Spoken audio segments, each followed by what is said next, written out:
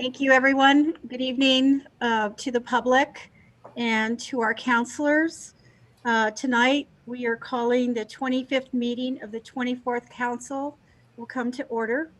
And today is Inauguration Day. We had a very smooth transition. All of our counselors are present this evening via Zoom.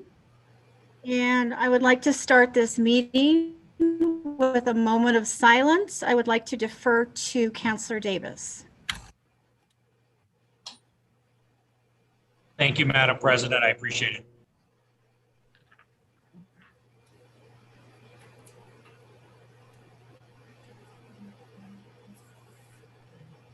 Councillor Davis, we can't hear you.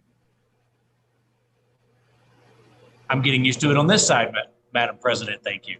I was trying to say thank you. And as we take this moment of silence, please join us in sending blessings for success to our new president, and also blessings of peace and justice to the families of those two U.S. Capitol Police officers, Officer Brian Sicknick and Howard Livengood, who lost their lives following the violent uprising against Congress a few weeks ago. So, thank you, Madam President. We'll take this moment.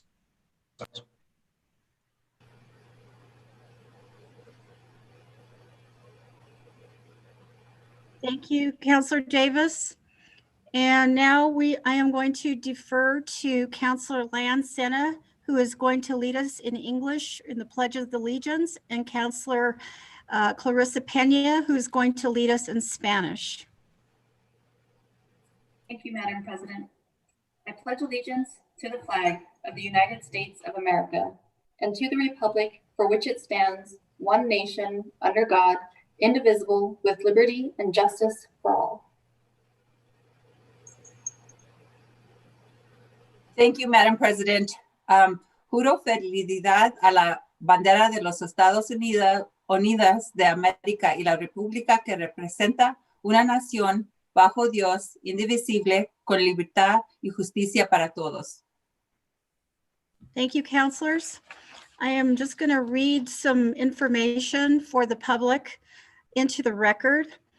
As noted in a press release from our office on Friday, posted on our website and noted on our published council agenda, this meeting has special procedures given the governor's declaration of a public health emergency and restrictions on gatherings. Therefore, this meeting is held via Zoom video conference. Members of the public, city staff, and the media have the ability to view this meeting through 4 different platforms: GOV TV on Comcast Channel 16, GOV TV website, YouTube, and Zoom webinar.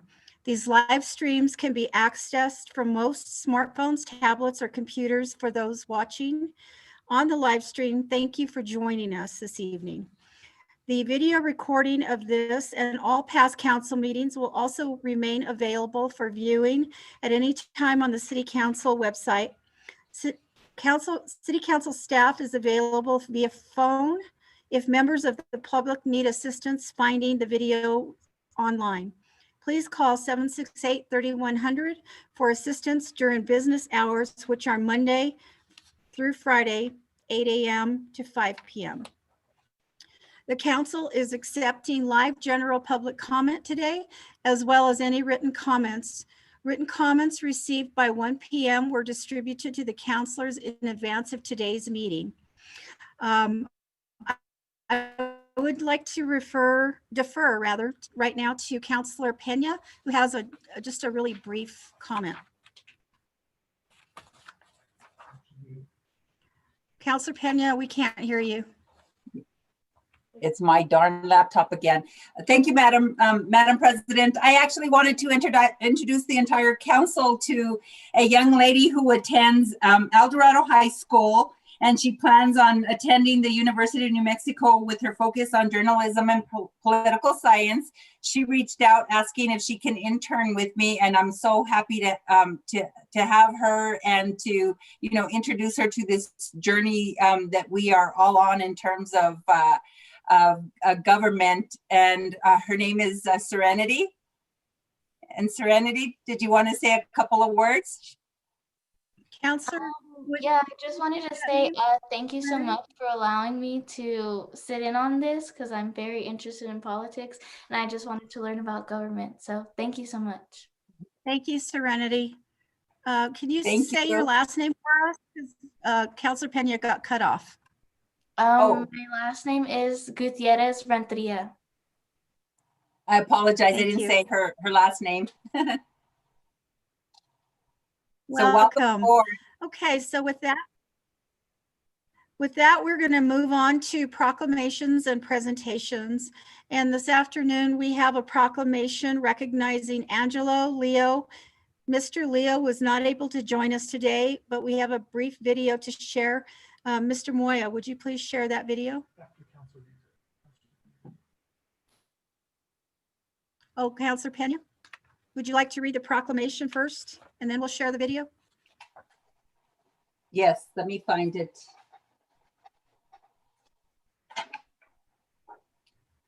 Okay, whereas on August 1st, 2020, Albuquerque native Angelo Leo captured the World Boxing Organization Junior Featherweight WBO world title with a unanimous decision victory over Tremaine Williams at the Mohegan Sun Casino in Uncasville, Connecticut. And whereas with an undefeated professional record of 20 victories, 0 defeats with 9 knockouts, Andrew Leo is just the 4th native New Mexico to win a world boxing championship. Yay. Whereas Angelo Leo is also a former World Boxing Organization NABO junior featherweight champion. And whereas as an amateur boxer fighting out of Albuquerque South Valley, Angelo Leo won the junior golden gloves, New Mexico silver gloves 5 times, and regional golden gloves 3 times. And whereas Angelo Leo was named the 2019-2020 New Mexico Boxer of the Year by the Caged Minds Combat Sports and Southwest Fight News. And whereas Angelo Leo overcame homelessness and now helps the less fortunate in his current hometown of Las Vegas, Nevada. Be it proclaimed that the council, the governing body of the city of Albuquerque, hereby recognizes the WBO junior featherweight world champion, Angelo Leo. And with that, if Julian, he couldn't be here this evening, so Julian was going to play a short video for everyone. Thank you.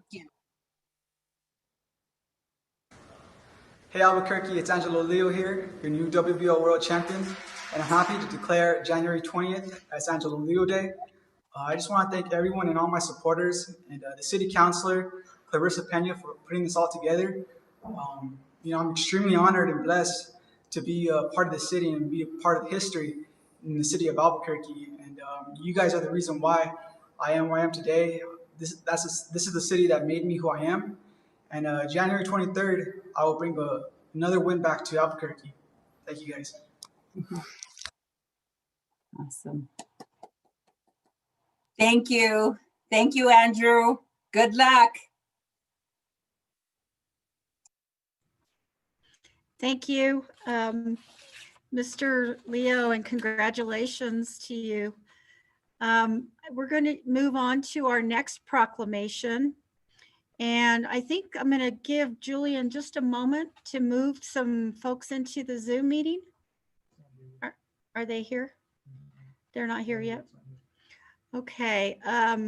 Well, we had scheduled Leonard Waits from the state Martin Luther King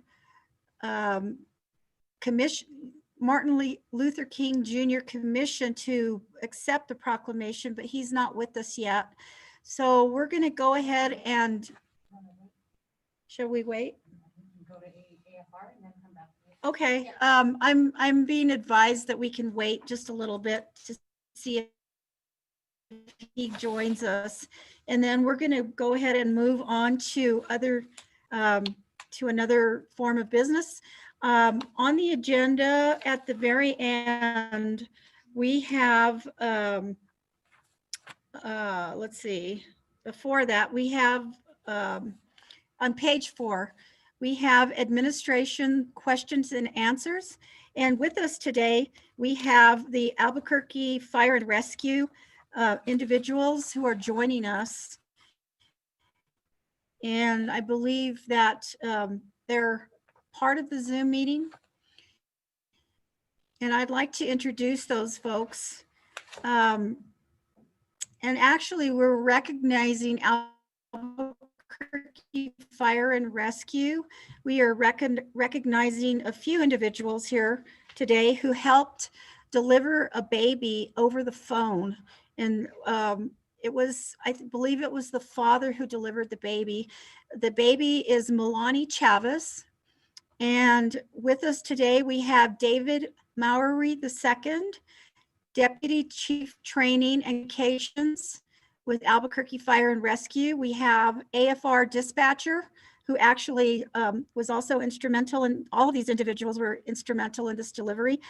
AFR Dispatcher Nate Thornton, and AFR R7 Lieutenant Melissa Romero, driver Leon Garcia, AFR E14 Lieutenant Tebby Castillo, driver Karina Hernandez, and firefighter John Jaramillo, firefighter Hector Mendoza, Albuquerque Ambulance Treated Mom, paramedic Contessa Hernandez, who treated the mother, Crystal Dominguez, and if you give me just a second to turn the page here.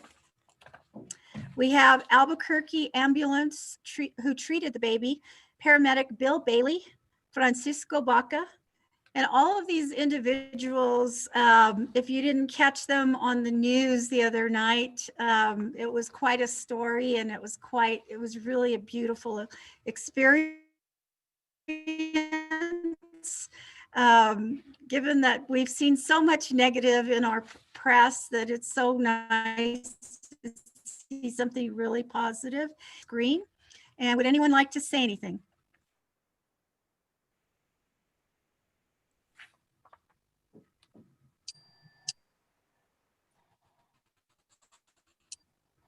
Is there a spokesperson?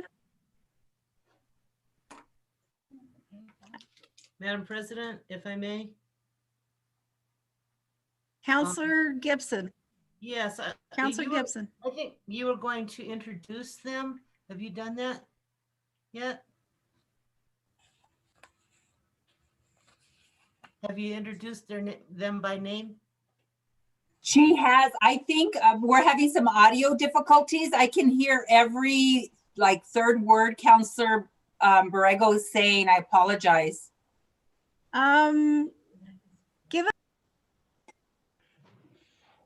Can you hear me now? No, give me just a minute. Let us work on this. Yeah, it's their connection.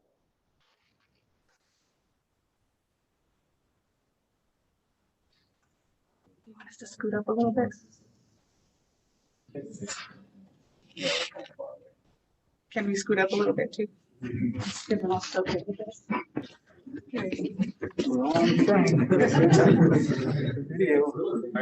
Little closer. To the folks in the AFR training room, if you would just hold on momentarily, we're experiencing some technical difficulties on our end. Thank you.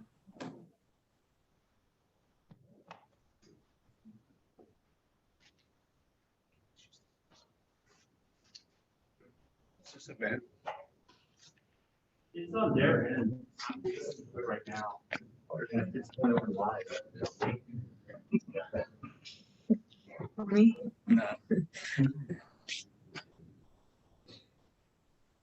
Okay, can you hear me now? Counselors? Counselor Borrego, I can hear you. This is Counselor Bassan. Can you hear me now? Okay, thank you, counselors. Because of that, I'm going to go ahead and repeat those individuals' names because I think you can only hear part of what I was saying. So baby Milani Chavez is the baby that was born, and she was born via telephone. And so David Mowery II, Deputy Chief Training and Communications, Albuquerque Fire and Rescue, AFR Dispatcher Nate Thornton, AFR Don Garcia, AFR E14, Lieutenant Tebby Castillo, driver Karina Hernandez, fire Albuquerque ambulance treated the mother, Dominguez. Albuquerque ambulance paramedics who also treated the baby, paramedic Bill Bailey and Francisco Baca. And I was asking if these individuals had a spokesperson like to. I could speak, Counselor. This is Lieutenant Melissa Romero with Rescue 7. And we wanted to thank you very much for bringing us all here to recognize us. We really appreciate it.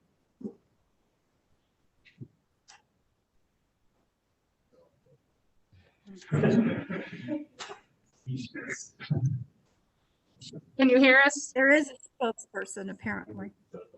Yes. Can you hear me now? Yeah. Oh, okay. So I just wanted to thank you all for bringing us all together today to recognize us for saving Milani's life. That's been probably the greatest honor of my career. Saving a baby so small. She was only 25 weeks old and about 10 inches long and about just over a pound. Wow. So she looked like a little baby doll when we arrived. She didn't look like a real baby, but thank you so much for again bringing us all together. We appreciate every single one of you for what you do for the city, and we're proud to serve Albuquerque the way we do.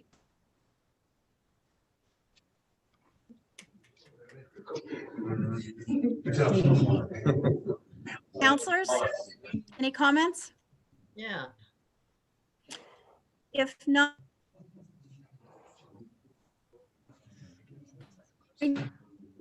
5-minute break because we're having some technical difficulty with our, if will be approximately 3:26.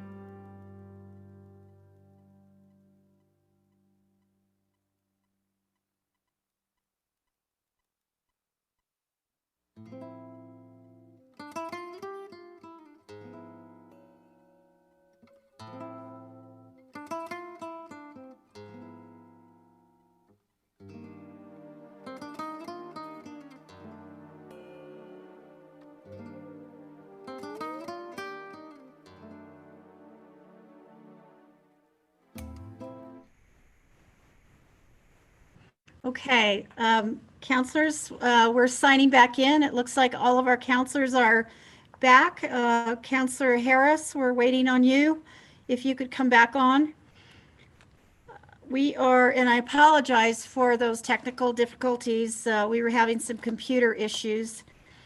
I see that we have Leonard Waits with us, so we are going to go back to our proclamations. And I don't know if AFR had an opportunity to really be heard, but if they wanted to come back on, they have that opportunity for their spokesperson.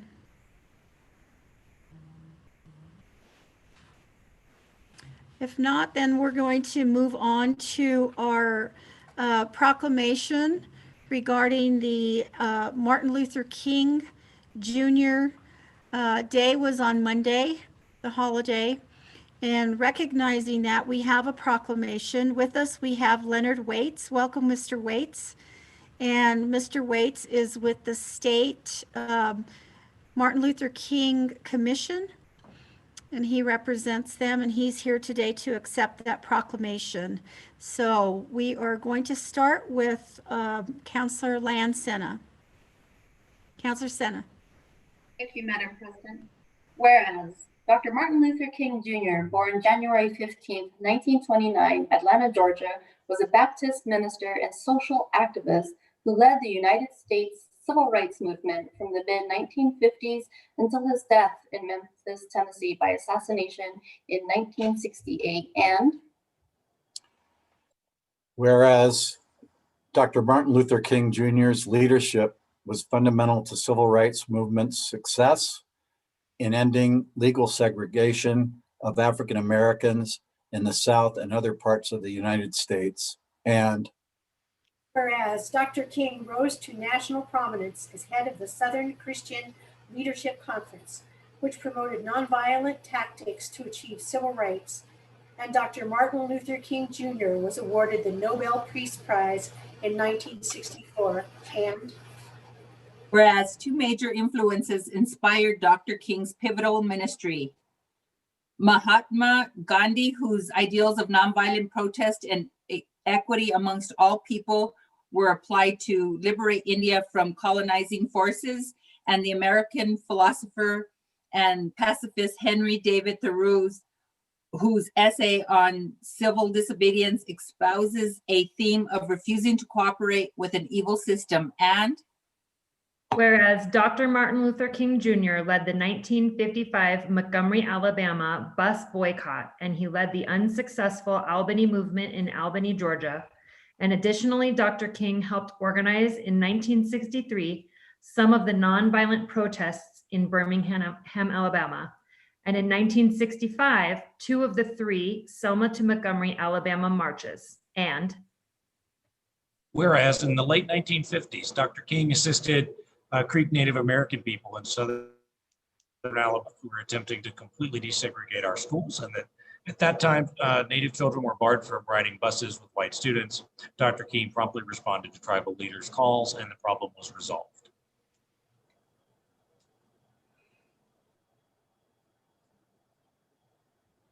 Excuse me. And whereas in 1963, Dr. Martin Luther King Jr. helped organize the 1963 March on Washington, where he delivered his famous "I Have a Dream" speech on the steps of the Lincoln Memorial. And whereas one of the countless inspirational statements issued by Dr. Martin Luther King, as published in A Testament of Hope, Essential Writings and Speeches, declares, there comes a time when one must take a position that is neither safe nor politic nor popular, but he must take it because conscience tells him it is right. And whereas Dr. Martin Luther King was posthumously awarded the Presidential Medal of Freedom and the Congressional Gold Medal. Be it proclaimed that the Council, the governing body of the City of Albuquerque, hereby honors Dr. Martin Luther King Jr.'s ideals of racial equity and opportunity for all people. And thank you, counselors, for participating in that reading. Mr. Waits, we are going to send this proclamation to you. And would you like to comment? Yes, briefly. Thank you, Council President Borrego. Councilors, I want to say thank you for the proclamation. I hate that we all couldn't be together again during the march. I know Councilor Benton and Councilor Davis and Councilor Borrego, you all have participated in the past since I've become the executive director here since 2016, and I missed that opportunity to be with you all again, you know, and also I missed the being on the police oversight board. But again, thank you all, and that's it. Thank you.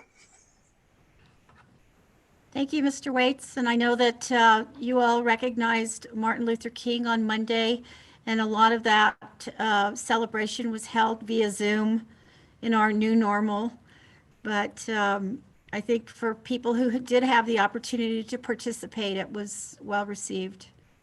It was. Thank you so much. Thank you. Thank you for being with us this evening. Thank you. Okay, so we are going to move on to, we're going to go back because we jumped around a little bit with the baby Melania Chavez's recognition.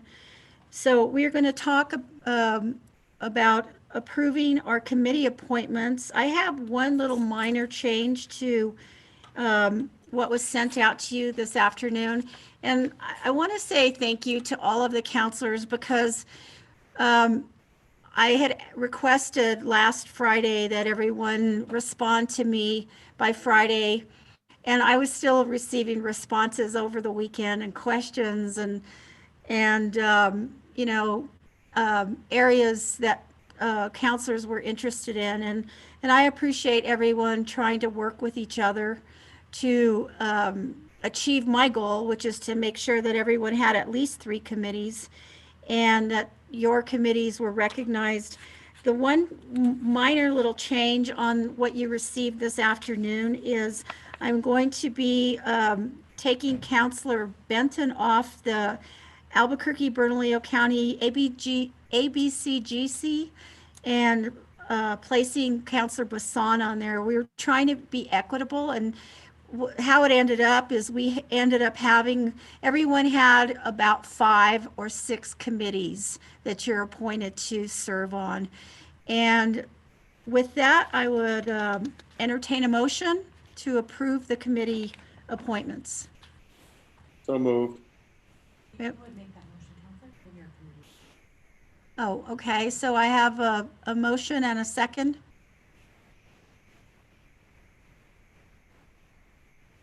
Councilor Bassan, thank you. We have several seconds. All right. All in favor? Aye. Oh, I'm sorry. We need to do a roll call vote. Councilor Bassan. Yes. Councilor Benton, I'm sorry. Did you have a question before we get started? I did, just quickly, not a question, but a statement. I'll support the nominations for the committees. I did want to point out that the Committee on Guidelines for Negotiations is a committee that was kind of moribund, and I took on the, I guess, effort to bring that back and re-involve the council in that committee. And I'm currently the chair of that committee.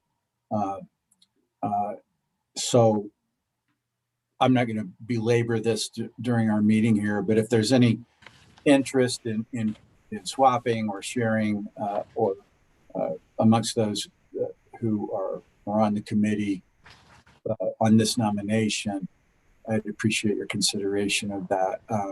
we are in the middle of a couple of negotiations, and there's something to be said for keeping some continuity on that committee.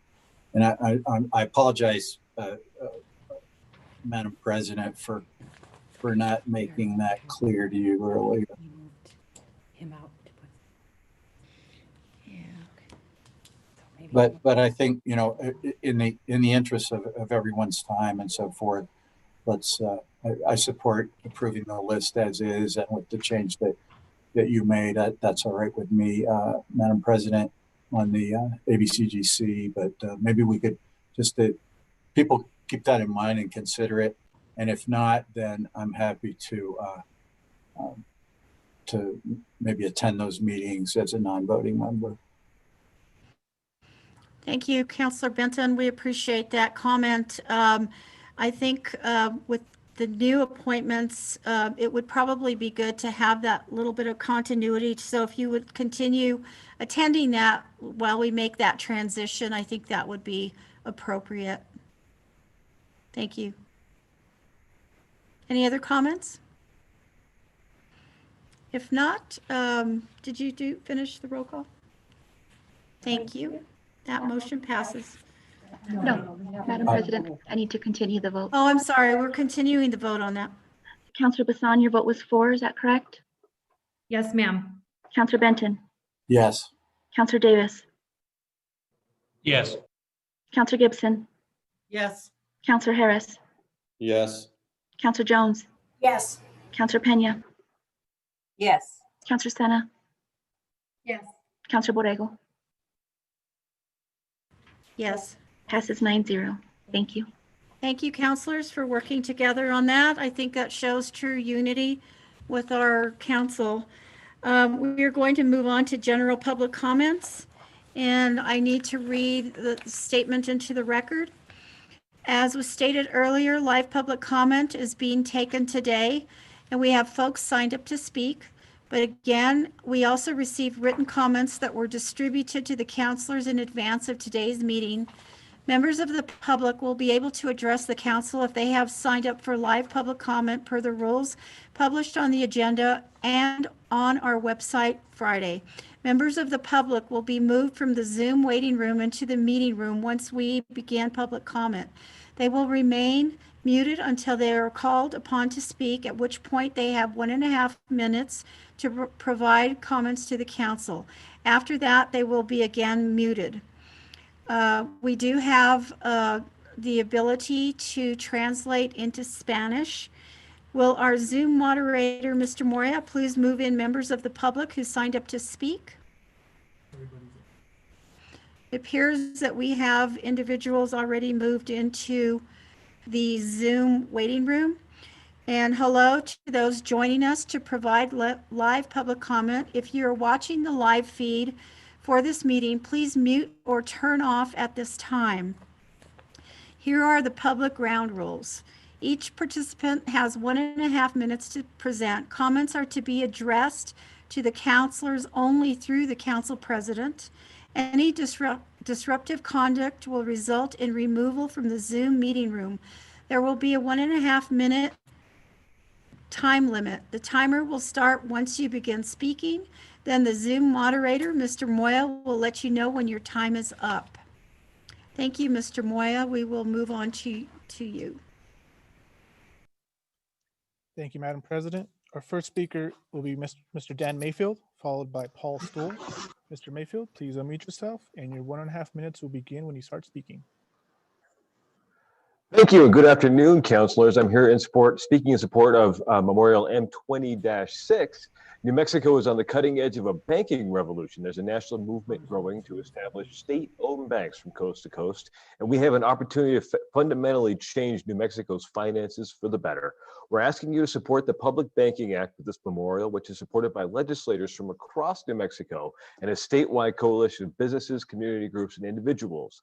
We've learned from other states and have crafted the Public Banking Banking Act in New Mexico to include community banks and credit unions as partners, not adversaries or competitors. The goal of a public bank is to help community banks and credit unions grow their customer base, provide more loans, and allow New Mexico to think bigger about its financial future and to think really big about economic development. The Public Bank Act will be a savings bill, not a spending bill, that will improve New Mexico's resiliency for years to come. Thank you very much. Thank you, Mr. Mayfield. It's always good to see you. It's good to see you too. Thank you, Counselor. Our next speaker, I believe, Mr. Moya, would you like to introduce him? Our next speaker is Mr. Paul Stoll, followed by Peter Reiser. Mr. Stoll, please feel free to turn on your video, unmute yourself, and your 1.5 minutes will begin when you start speaking. Good afternoon, Madam President and honored counselors. I'm Paul Stoll. I am the President and Chief Executive Officer of the Credit Union Association of New Mexico and a proud resident of the city of Albuquerque. I'm speaking today on the establishment of a memorial on your agenda today. It is Memorial 20-6, and it deals with the establishment of a public bank for the state of New Mexico. A public bank will do many things for New Mexico. The biggest would be to bring money back to New Mexico that currently is invested with large multinational banks. The money would come back here and be invested in our cities and our state to grow jobs, to create economic development, and to help improve the quality of life here in New Mexico. I can't think of any better way to grow New Mexico than to use our very own deposits to make that happen. And a public bank is what's able to do that. The public bank will support credit unions and local community banks in making loans available for new businesses that will grow jobs. Those jobs will grow loans and deposits and benefit the economic vitality of the state of New Mexico and the city of Albuquerque. I ask that you support Memorial 20-6, the establishment of a public bank for New Mexico. Thank you very much for allowing me to speak. Thank you, Mr. Stoll. It's always good to see you, one of my constituents. Yes. Our next speaker is Peter Reiser. Please feel free to turn your video, unmute yourself, and your 1.5 minutes will begin when you start speaking.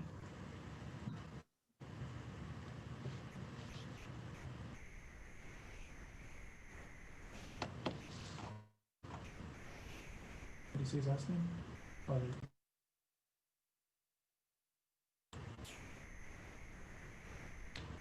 You are muted, Mr. Reiser, if you want to unmute yourself there. All right, that should do it.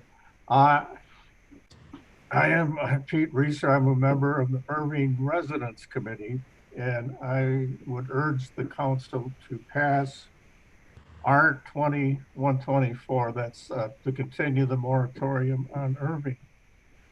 And my comments go like this. I actually wrote it down. We find ourselves painted into a corner in the residential neighborhood part of Irving, and the multiple agencies that sign off on subdivision plats and the development of road projects did this to themselves over time. I could explain that some other time with lots of visuals. But now, with the easier options blocked by the previous decision, it is going to take a serious, well-researched and funded effort to fix it. We haven't seen evidence of that having begun by those agencies. Nonetheless, I would also point out that for the original moratorium, the second one, and I presume I read it, but I forgot what are the clauses in there. It requires the agencies, or at least one of them, principally municipal development, to actually consult with us residents. So thank you very much. Thank you, Mr. Reiser, for your comments. Are there any other speakers? Mr. Moore? Madam President, we had 3 other speakers sign up, but I do not see them in attendance. So that would conclude public comment. All right, that will conclude our public comment. We had 3 other speakers signed up, but they are not in the Zoom waiting room. So we will move on. Our next order of business is economic development discussion, and there is none this evening. I just want to give counselors the opportunity, since we had changed the agenda a little bit regarding baby Milani. We had that under administration question and answer, and I wanted to give counselors an opportunity to ask any questions of the administration if they had any.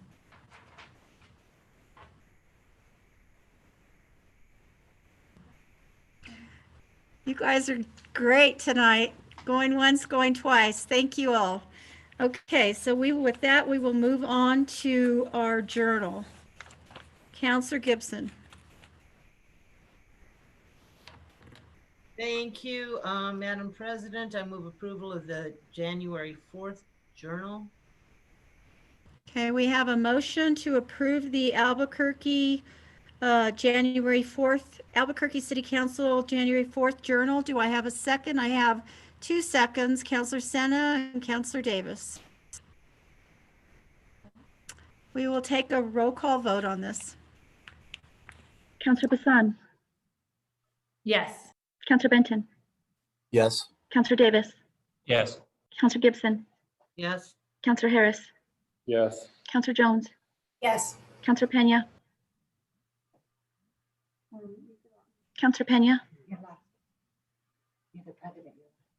Counselor Sena, Yes. Counselor Borrego. Yes. 8-0 with Counselor Pena excused. Thank you. That passes on an 8-0 vote. So now we will move on to communications and introductions.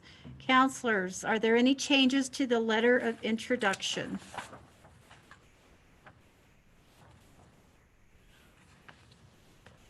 Counselor Pena? I'm going to make this motion for Counselor Pena since she seems to have stepped away for a minute. I move that the rules be suspended for the purpose of introducing R128 and referring it to the Committee of the Whole. R128 is approving the programming of funds and projects for the 21 to 2030 decade plan for capital improvements, including the 2021 two-year capital budget. And I have a second from Counselor Jones. This requires 2/3 of counselors present. Do you like to take a vote? Yes, please. Counselor Bassan, Yes. Counselor Benton, Counselor Benton. Yes. Thank you. Counselor Davis, Yes. Counselor Gibson, Yes. Counselor Harris, Yes. Counselor Jones, Yes. Counselor Pena is excused. Counselor Sena, Yes. Counselor Borrego. Yes. 8-0.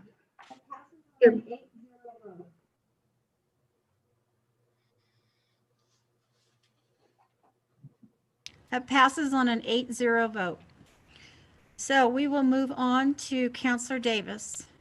Thank you, Madam President. I move that the rules be suspended for the purpose of placing introducing 048 and placing it on the February 1st council agenda for action. 048 approves a project involving Southwest Pattern Works Incorporated pursuant to LEADA and the council ordinance to support the operations of that company, authorizing an execution of a project participation loan and other documents in connection therewith.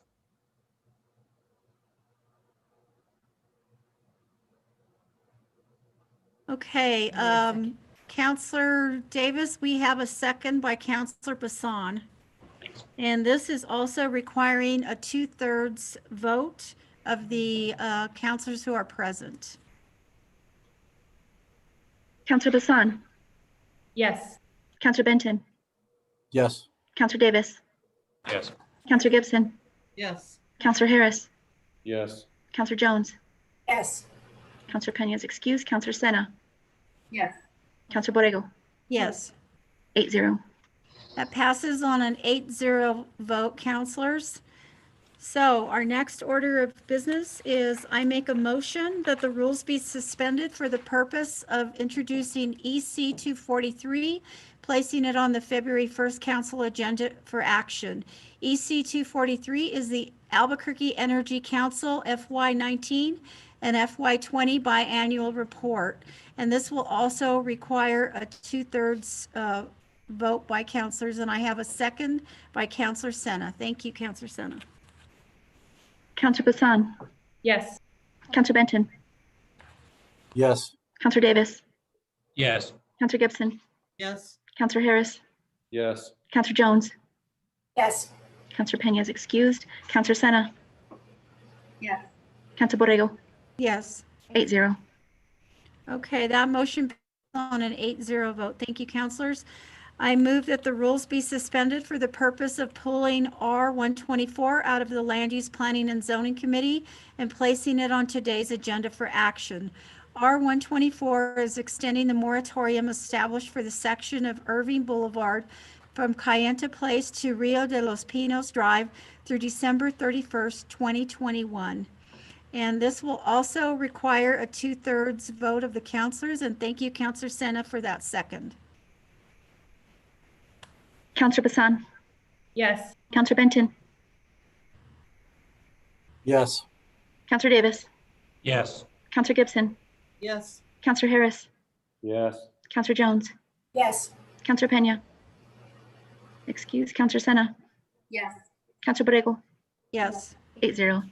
That passes on an 8-0 vote. Thank you, councilors. And our last item is I move that the rules be suspended for the purpose of placing M8 on tonight's agenda for final action. M8 is urging the New Mexico State Legislature to support 2021 Health Security Planning and Design Board Act. And I need a second for this. Councilor Sena, thank you. And this also would require a 2/3 vote from our councilors present. Counselor Bassan.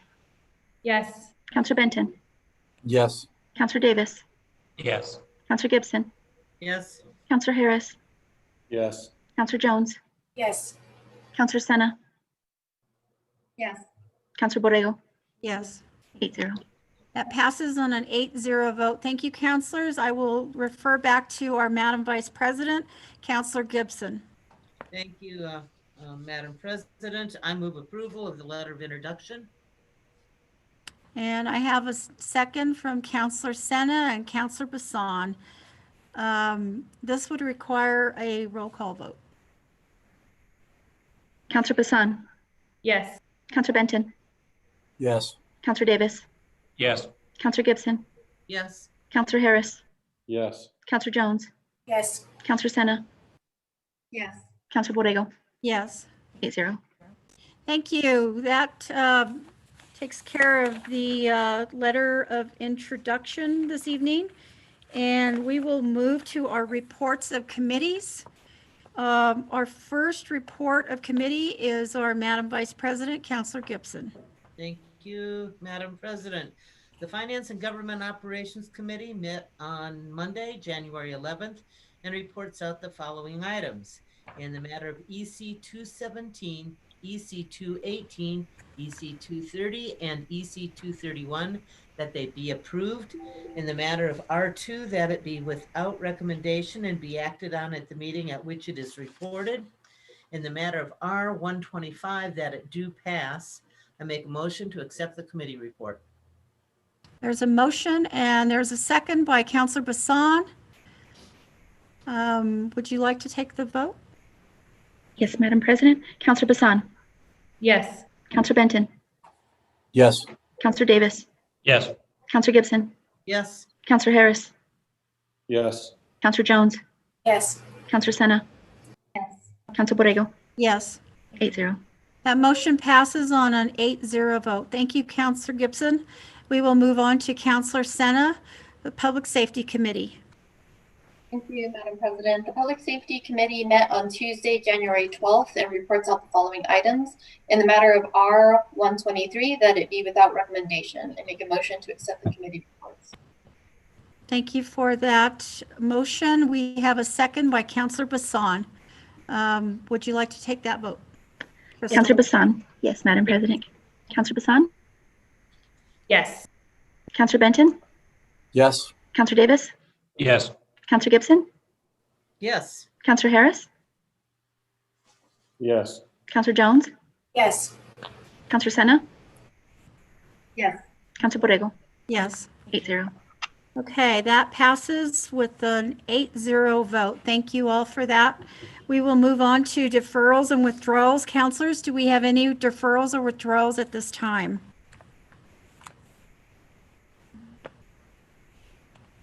No? Okay, then I guess we will move on to our consent agenda. Are there any changes to the consent agenda? Counselor Benton?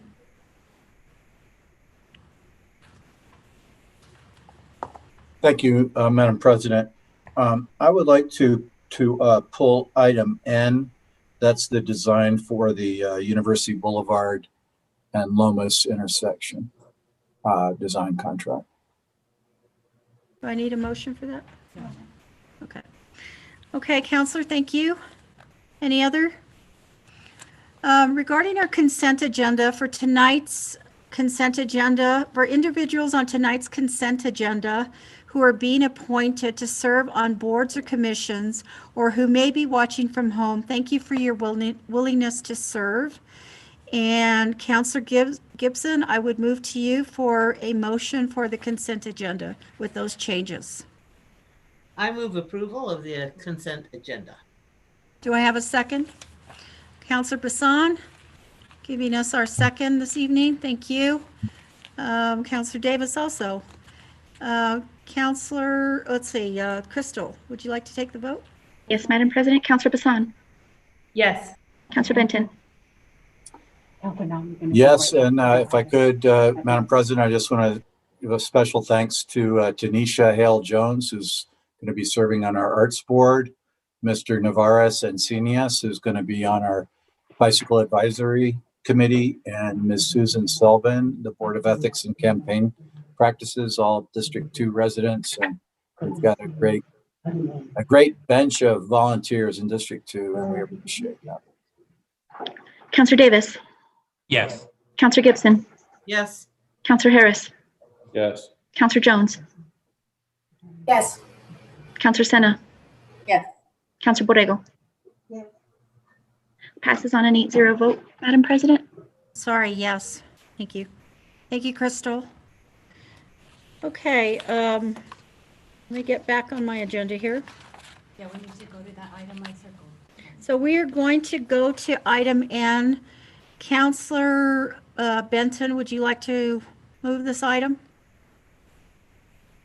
Yes, Madam President, I'll move a receipt be noted, or let's see, is this a be approved, I suppose, that since this. Crystal was telling me that you need to move approval on this, Yeah, Council. I'll move a be approved for this this contract, which is to Lee Engineering. And I just had a question for the administration on this. I don't think it affects our approval of the EC, but this is for the this intersection. We put this item on our transportation tax this last year as one of the administration's projects. Councilor Benton, we will ask for a second and then you can go to the administration. Sure. Do I have a second? Counselor Davis, thank you for that second. Okay, Counselor Benton, you'd like the administration to address this? Is there someone? I think Mr. Rowell can probably tackle it, but I did want a specific question for our COO, Mr. Rowell. I had a question from a constituent on this, asking whether this consultant would be reaching out and consulting with the University of New Mexico. As we know, I think they are probably in control of, or they or the Sandia Foundation is in control of all four corners of that intersection, and they've got significant, obviously, real estate interests in that immediate area. I just wanted to clarify that that would be part of the scope of work. Madam President, and members of the council, Councilor Benton. Yes, we will make sure that we do a thorough review with both the Sandia Foundation and the university to include the Health Science Center as well, since that intersection is really a critical intersection for all those property owners. But I might make sure that we are on the same page. The recommended engineering consulting firm is Hewitt Zoller for that. Okay, I may have. I missed that. All right. That's all right, not to worry. But yes, we will do that, and we'll certainly keep you up to speed on our progress on that intersection. I know it's an important intersection that you've had a lot of work that you've been doing on this, so we'll keep you in the loop. Yeah, I'm sure it's going to come as a big relief to a lot of folks who, when we get back to normal life and we're commuting to and from UNM, that is a troublesome certain parts of the day, and obviously it's a pretty worn out. So I'm glad we're doing it. I just wanted to clarify that. So thank you. And Madam President, I urge everyone's support.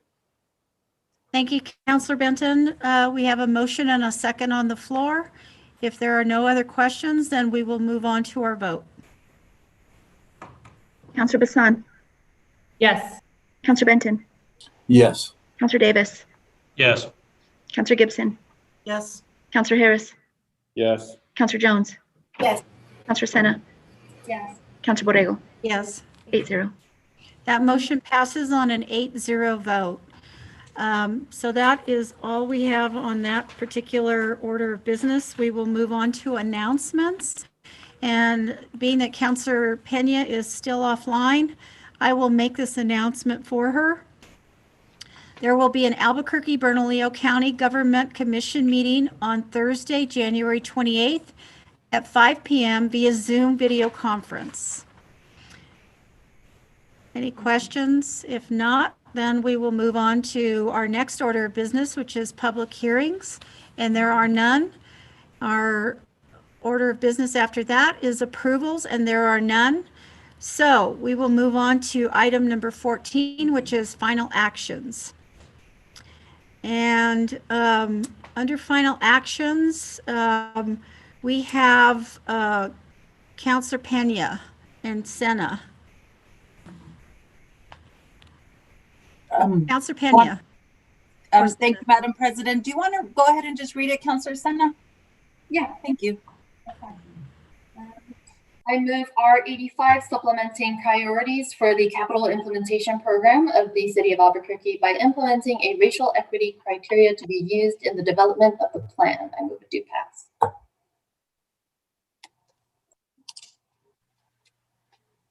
Okay, so do we have a motion on R85? Yes. Councilor Pena? I need a second? Yeah. Councilor Benton? Is there any other discussion?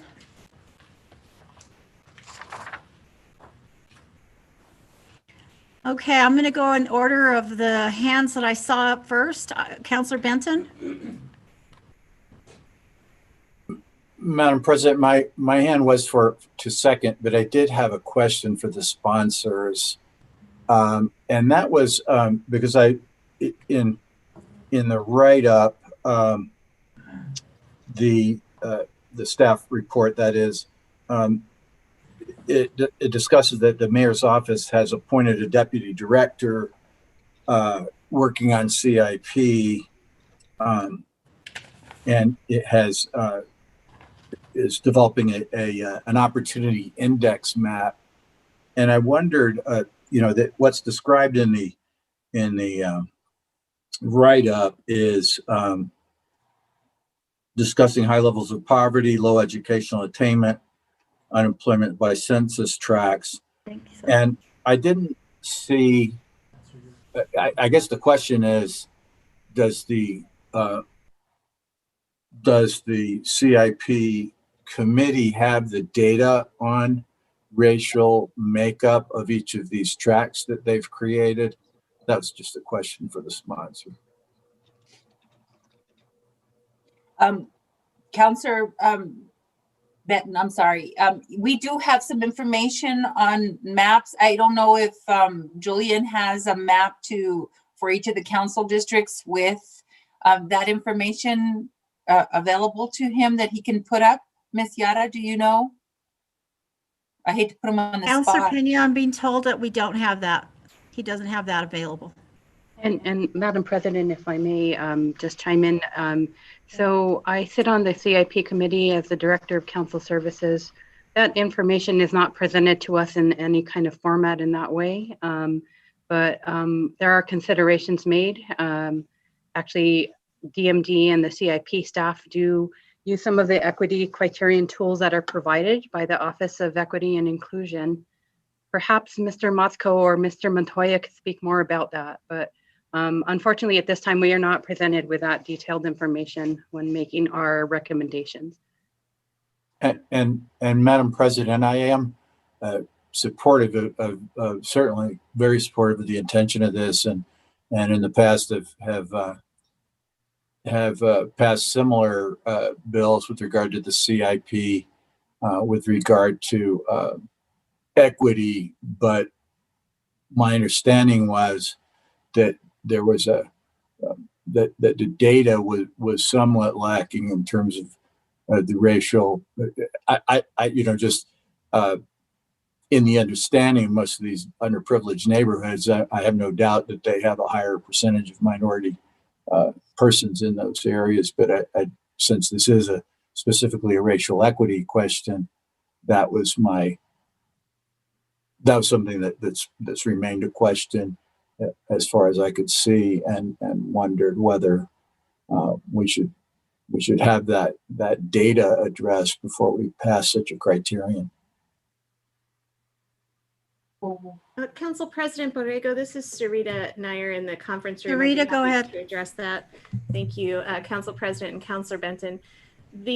Of course, Ms. Yara is correct that the CIP committee has not historically looked at it. However, the Equity and Inclusion Office has developed what they call an opportunity index that overlays racial data, income data, as well as educational data. We have that also mapped over with things like where our after-school programs are, where our community centers are, health and social service centers. So all of that information is readily available. If the council were to move in this direction, we would have plenty of data to share.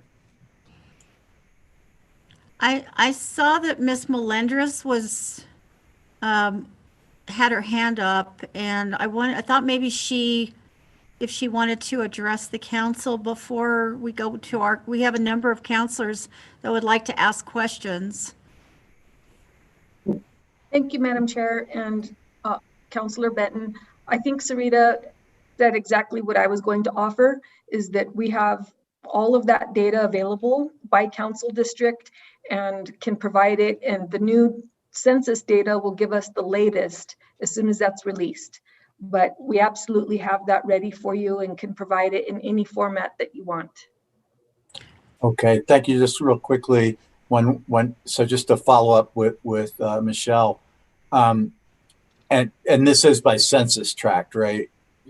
And More so it than can by go- council district. Or, Yeah, we can go to the small area census tract level and show you your council boundaries as well.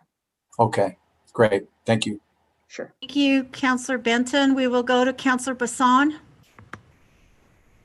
Thank you, Madam President. I have a couple questions, and I think they really echo what Councilor Benton was asking, but for my own benefit, I'm going to have to re-ask with the way I had it in my head. But in the essence of racial equity criterion, what exactly is that?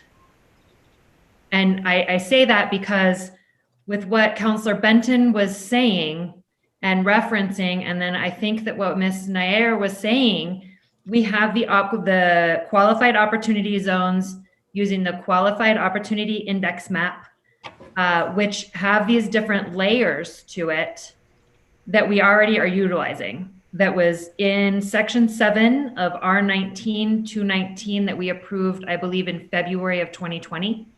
So I'm wondering if we're adding in now racial equity criterion two things to that. What exactly will the metric be to use to measure that? And how does it differ from these opportunity zones that we're already utilizing?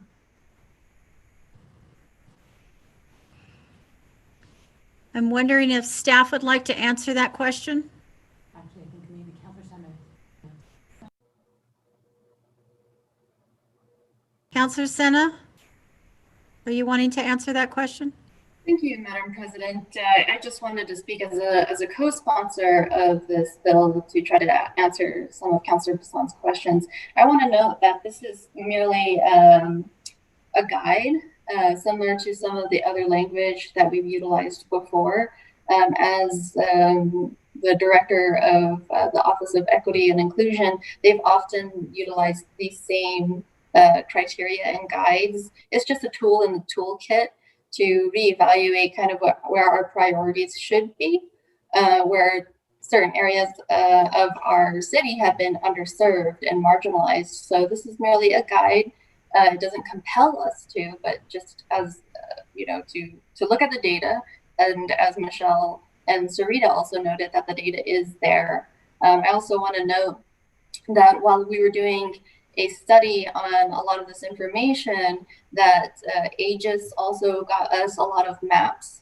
This is what's critical for me, is collecting data and information as well as maps. So I can certainly provide some of the information that I've collected thus far, but so far in evaluating, just thinking about our communities of color, especially those that are underserved, and looking at also the impact of COVID and some of the infrastructure that is lacking in some of those areas. That's kind of where this legislation, this resolution was really coming from, and thinking about where we should be making other investments. So the data is there, and we just need to start looking at it. Thank you, Councilor. Madam President, if I may follow up. Go ahead. Thank you. I guess I'm stuck because even though the data is there, it's my understanding that we're using what data we have. And this says it shall be the priority, not that it should be the priority. And I think that that's a big difference when we're talking about legislation. I'm a big supporter, and I believe that we really should, within our own districts, particularly start prioritizing those that are underserved and the underserved areas, and finding these metrics with people of color and all of the other different layers that have been described to us in this opportunity zone created by the census, including below poverty levels, those with other low incomes, and all of these various details for an actual metric. My concern is I was elected to represent a district of Albuquerque that if this were to pass and I were to vote for it on behalf of this district, this is written, the legislation is written to not say per district. It is to say that we shall prioritize using a racial equity criterion any of those areas based off of priority. So my concern is, how am I supposed to go back to my constituents and say, I voted for something that very, very could likely be that we're not going to see coming back into our own particular district, whether it be District 4 or someone else's. So because of the shall versus should, and because I don't see what racial equity criterion will be, I hear all of the other comments about it. I see, and I've discussed with council staff, I've discussed with some of the administration, and I don't see how they can implement a racial equity criterion that's not something they're already utilizing. And therefore, for all of these reasons, I believe that it's with good intention, but the legislation is not written to, I think, mirror the intention, and therefore I cannot support it. Thank you, Councillor. We're going to move on to Councillor Jones. Thank you, Madam President. I also have many questions about this legislation, not the least of which it doesn't tell us exactly what the parameters and what the requirements are to have the money moved to different areas or being used for specific things. I find it very difficult to vote on something, make a decision on something and vote on it when I don't see what the rules are yet. This is a very broad statement of how the money would be used. And we have many areas of the city who need help. Every area of the city has issues and we need help. And so I would like to see, I can't possibly support this until I see the true criteria that we are using to make these decisions. And I understand that we are addressing people of color and people who need help. But there are people who need help, and there are people of color throughout the city. I don't want to see this go to just one area of the city when we need it all over. And without the guidelines, I don't know how we can be asked to vote for this huge amount of money that we could be speaking about, and a use that we don't know for sure what it is. So I cannot support this legislation the way it stands. Thank you, Madam President. Thank you, Councilor Jones. I said we were going to go in the order of the hands that I saw. Councilor Davis. Thanks, Madam President. I'll make this very quick. I do appreciate the conversation, and I want to thank Councilor Pena for bringing this. We had a chance to speak about this issue the other day when we joined the mayor to do the public pomp and circumstance around the introduction of this legislation. I want to acknowledge and honor Councilor Benton, who brought this legislation to us last cycle, 2 years ago, when we were looking through this as a guideline. We were able to navigate it successfully, and Councilor Pena brought that up at our press conference. But I do think that we all understand that the reason this is important. To Councilor Sena's point, I do think we have some of the data and the information we need in Aegis and the census data and other, hasn't been compiled yet in the single place. And so I think we ought to pass this tonight. I don't think we necessarily need to script out line for line exactly what metric we need, what those numbers are. I think that's our job as policymakers, is to go and ensure that we're looking at points, balancing those interests. Quite frankly, they don't always intersect. We're going to have to make some balances. But I think if we have this in place, and I'll be voting yes, we have the opportunity to look at ways we can find that data and visualize it in creative ways. Whether it's companies like local companies like RS21 or New Mexico Tech that are helping like the DA's office visualize crime data, for example. I think if we have this space, we could get a contract in place quickly to support our decision making, to help us visualize those different data points to decide how we might do that. So for the reason that I think we need to have a framework in order to start making those decisions, I'll be voting yes, and I'll be counting on my colleagues to look at that data as we go forward and to balance those interests. So thank you, Madam President. Thank you, Councilor Davis. I see that there is one Councilor Pena and Councilor Bassan that hasn't spoken, and that's Councilor Harris. Would you like to hear him speak first, and then we'll go back to our sponsor and councilors that have already had an opportunity? Councilor Harris? Well, thank you. And yeah, I think that this legislation could lead to problems in terms of reverse discrimination or what have you, and actually perhaps creating conflicts where there ought not to be. For instance, I just now I looked on the City of Albuquerque website and I looked at the map of community centers, and there's the community centers in the city tend to be clustered in poor neighborhoods, and there's nothing wrong with that. What I'm saying is that the city already does this. Last budget cycle, we spent millions and millions of dollars on drainage, which is really to protect some of the poor neighborhoods in Councilor Benton's district. And we voted for that. We're all happy to have provided that benefit and that protection. And so I think this is legislation that's solving a problem that doesn't exist, and it could create more problems than it solves. And perhaps if we made the amendments that Councilor Bassan talked about of should rather than shall, because it creates a requirement that doesn't have any standards. And if you were to apply standards to this requirement, you could lead to legal challenges. So for that reason, I'll be voting against it. Thank you, Councilor Harris. So Councilor Pena, you're next in line, but I also have Councilor Bassan and Councilor Jones that want to speak again. Thank you, Madam President. I was just going to answer some of the discussion that's happening so far, so I'll wait till the end. That way we can save a little bit of time. Okay, I'll go back to Councillor Bassan and then to Councillor Jones and then back to Councillor Pena. Thank you, Madam President. I forgot one more thing when I was speaking earlier, so thank you for coming back.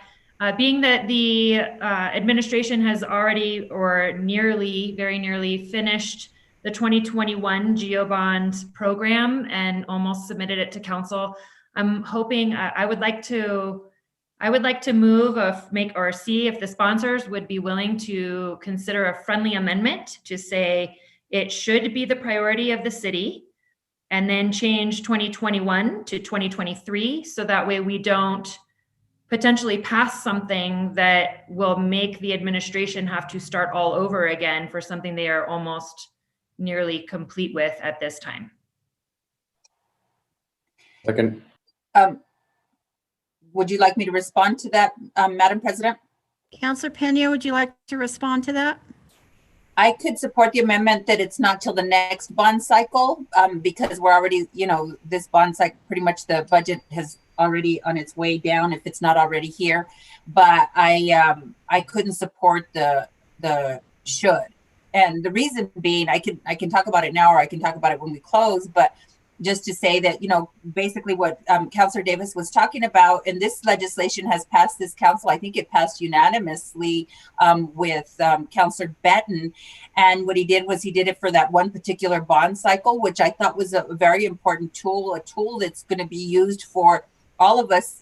There's this perception, I think, that it's about some respective districts or districts that people have in their mind that kind of can use it more, which we can.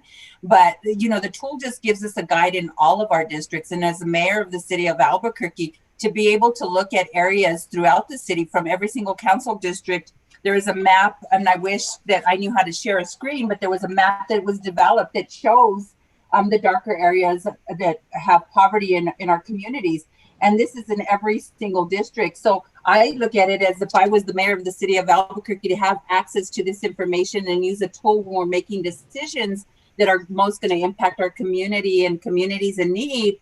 It's an awesome tool, and it doesn't require that the tool is actually used. It's saying that, look at this as you're preparing your CIP budget. And then when we look at our respective districts, each of our districts, I think it's very handy for me, even if you can see my district and the dark color shows that it's the higher poverty rate, but but it also correlates with people of color, and that's throughout the district. If you look at Councillor Bassan's district, she actually has some areas that are a lot higher than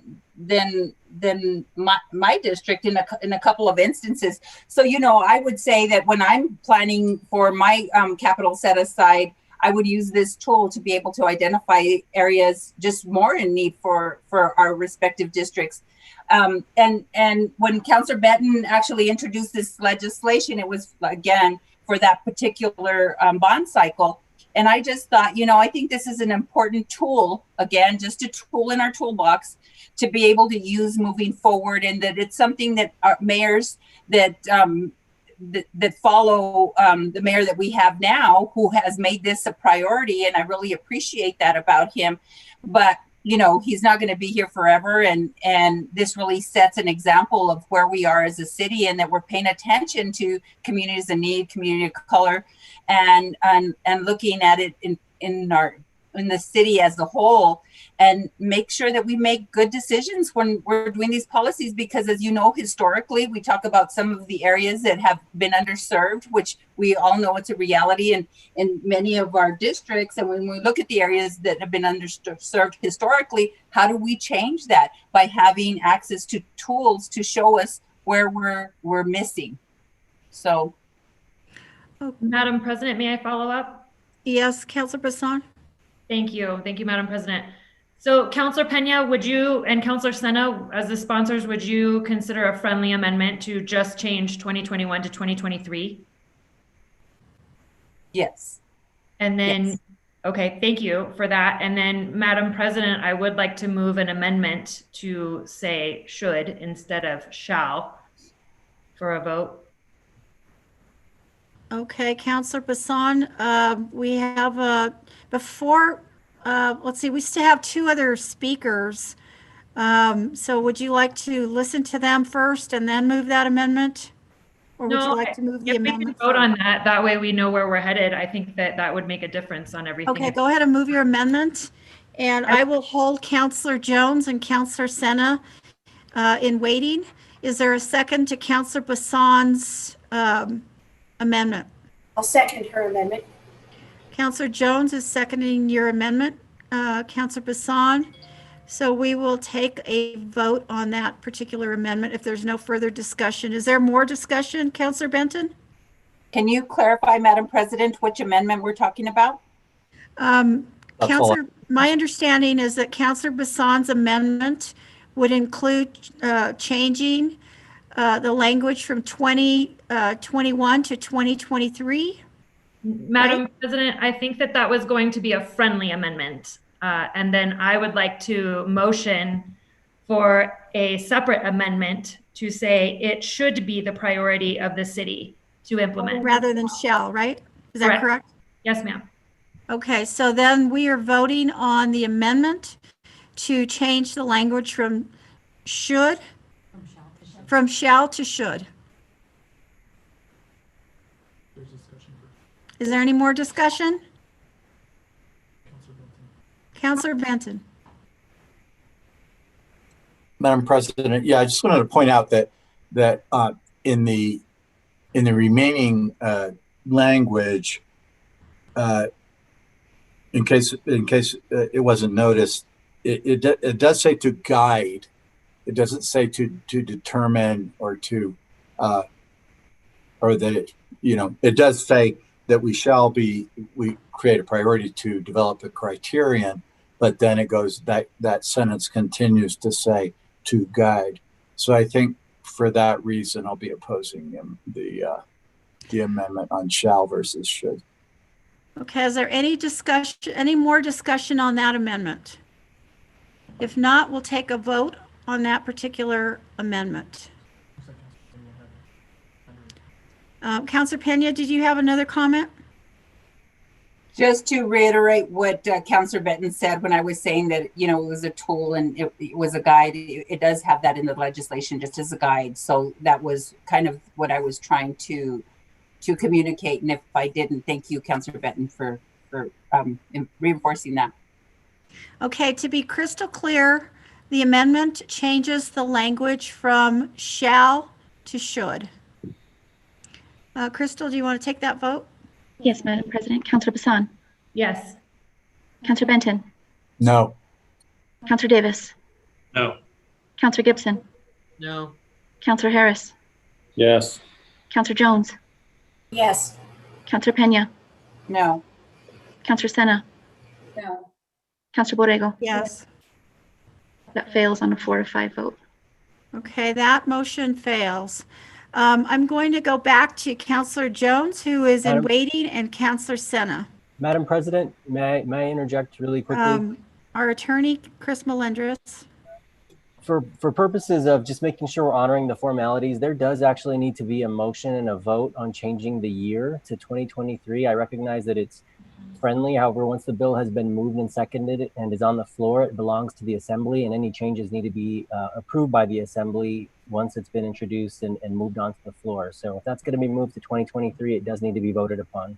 Okay, Counselor Bassan, would you like to make that motion since that was your amendment, your friendly amendment? I move to change the capital implementation in 2021 to capital implementation program in 2023. Okay, do I have a second? Second. I have a second from Counselor Harris. Is there any more discussion on that particular item? If not, then we will move to a vote. Crystal? Counselor Bassan. Yes. Counselor Benton. Yes. Counselor Davis. Yes. Counselor Gibson. Yes. Counselor Harris. Yes. Counselor Jones. Yes. Counselor Pena. Yes. Counselor Senna. Counselor Senna. Counselor Senna? Yes. Thank you. Counselor Borrego. Yes. Passes unanimously. Okay, that vote passes unanimously, so that was a friendly amendment. So we will go back to the original motion, and we had Councillor Jones in waiting and Councillor Sena in waiting. Madam President, I will pass on my opportunity to speak again. Thank you. Thank you, Councillor Jones. Councillor Sena? Thank you, Madam President. I think if there's no other comments, I'll just use this opportunity to close and defer it to Councillor Pena after she does have closing remarks. As you know, I don't want to belabor this discussion further, since many of the councillors have shared my same sentiment, and that this is merely a guide for us to look forward and taking a step forward in bringing equity, especially for those most marginalized in our communities, particularly our communities of color. Today we invoked and honored Dr. Martin Luther King, and now we should invoke his principles as well, in thinking about how we can bring equality and equity in policy. And I believe that this takes us one step closer, because it's just a tool in our toolkit, something that policymakers should really reflect on, especially even directing our mayor as well, that this should be a priority. It's not just one particular area of the city, it's multiple. It's all of our city. And because we live in a great city of Albuquerque that is very diverse, that this impacts all of our districts. It impacts all of our of Albuquerque. So with that, I'm just going to use this time to close and urge your support. Thank you. Councillor, before you close on that, I actually had prepared an amendment, and given the fact that the motion did not pass, I think it's appropriate to bring it up. So can I read that into the record, and can I move that? Julian, do you have a copy of this that you could show it? No. Okay, so let me read this to you. On page 2, strike lines 14 and 15 through 15, strike the language. It shall be the priority of the city to implement a racial equity criterion, and replace with the following. It shall be an objective of the city to prioritize race and income criteria. And then the second portion of that is on page 2, lines 17 through 18. Strike the language to prioritize projects in underserved areas of the city, and replace with the following. To prioritize projects in underserved areas and to underserved populations within each city council district. And with the changes above, section 1 would read, it shall be an objective of the city to prioritize race and income criteria to guide improved race and ethnic equity policies in the development of the capital implementation program in the 2021, and we changed that to 2023, and subsequent general obligation bond programs, and to prioritize projects in underserved areas and to underserved populations within each council district. And I would like to move that amendment. And that would be amendment number 3, I'm sorry. Second. So I have a second from Councillor Harris. Any discussion? Councillor Harris?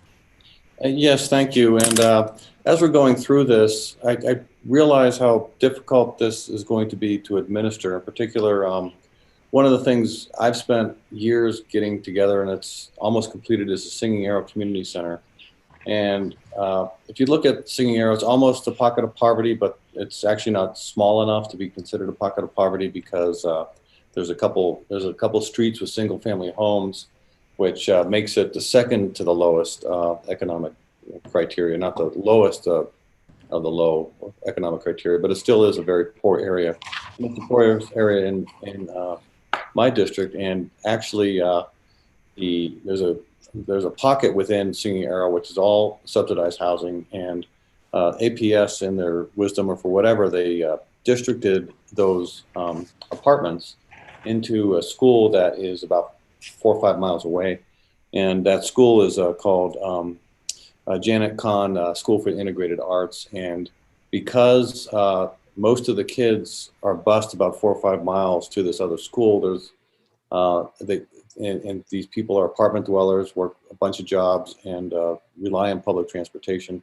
I mean, they really can't, the kids really don't have before and after school opportunities and so forth. And talking to the teachers at that school, the average turnover rate for any class is about 70% from the beginning of the year to the end of the year. So that's one of the reasons why we built the Singing Arrow Community Center where we are, is because it needed to serve that very low income area. It's one of the lowest income areas in the whole city. And so this goes, and looking at this amendment, even Council President Borrego's amendment, it doesn't really take it into consideration if we've already done this. I mean, what if we spent $7-8 million in the poorest part of District 9? Does that preclude a future councilor from spending money in a different district? Because now we have to prioritize the poor areas again. So I think that this is, again, kind of solving a problem that doesn't exist, because I think all councilors, at least the ones I've worked with over the last 15 years, have been very conscious of this. And I don't think it's really necessary, and it could actually tie our hands in the future. But I'll support this amendment because it makes the bill better. Thank you, Councilor Harris. Any other comments? Councilor Bassan?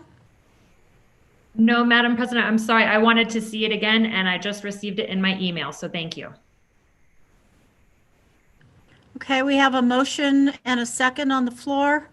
So we will move to our vote. Crystal?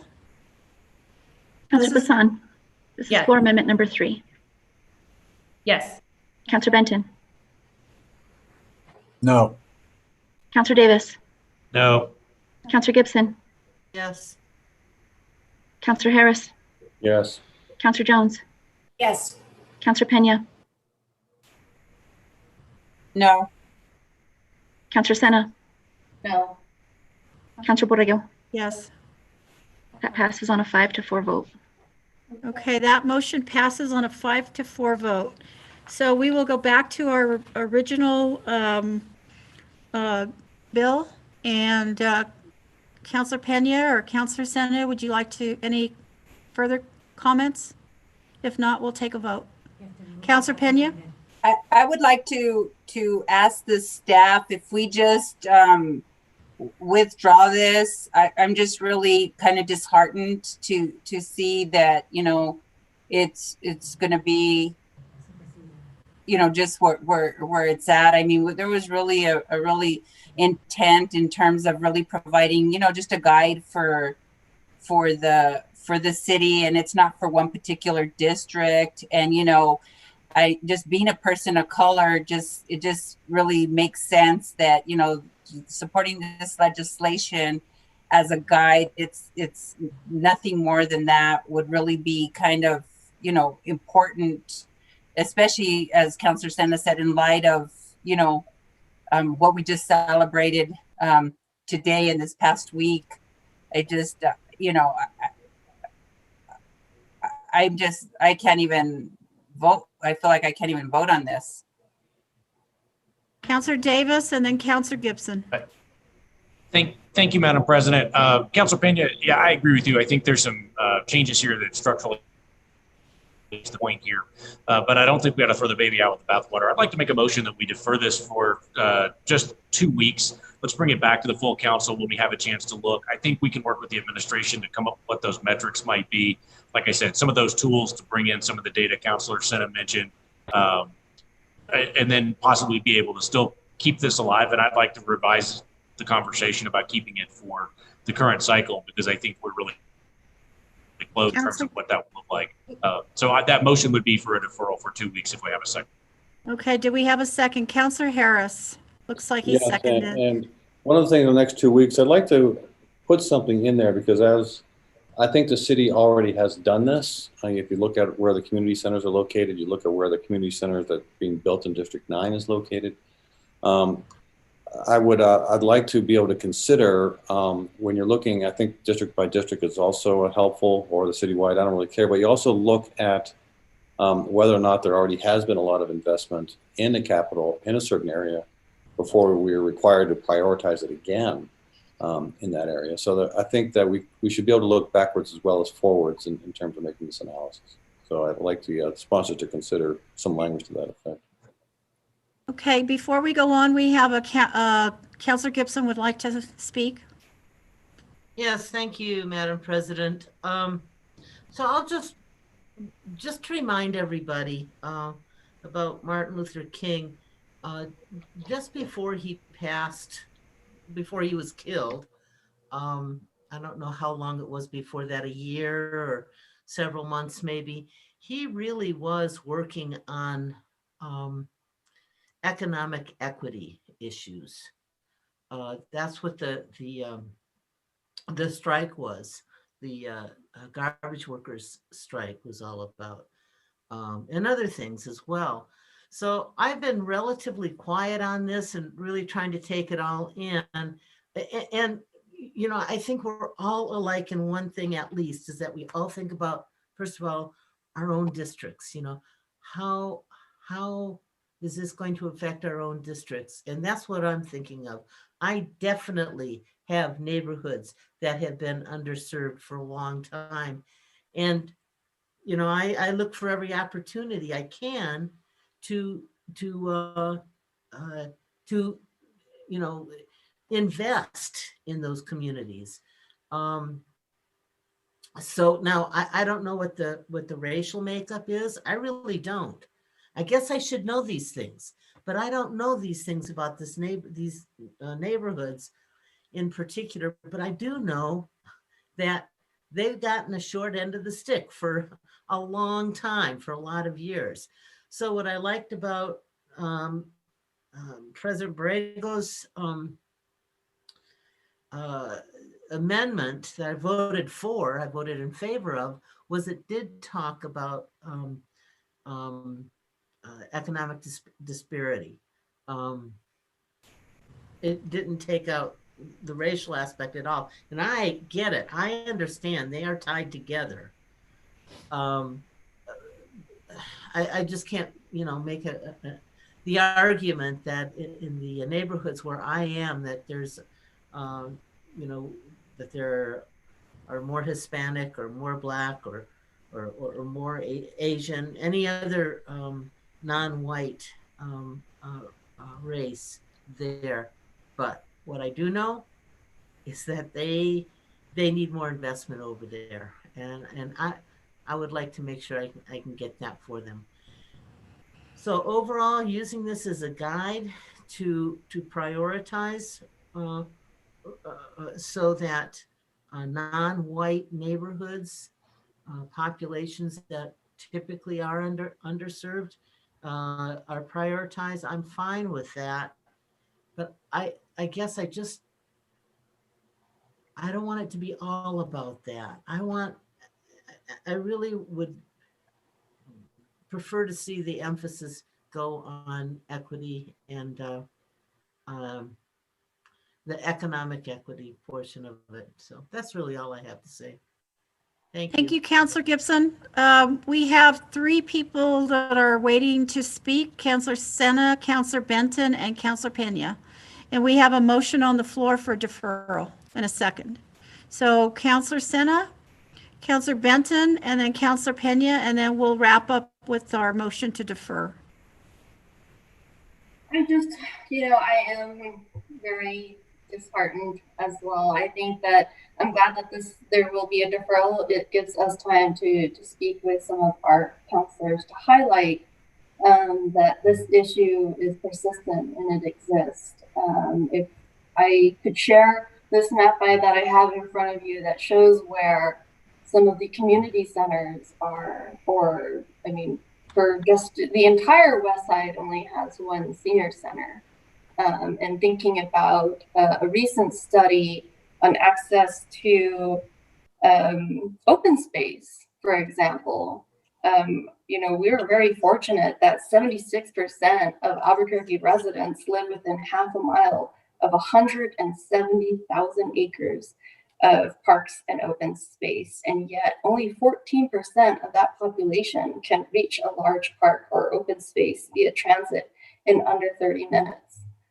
It just highlights, especially now as COVID has ravaged our city, that we do seek out the outdoors and our green spaces for refuge, and yet many of our communities of color lack access to that.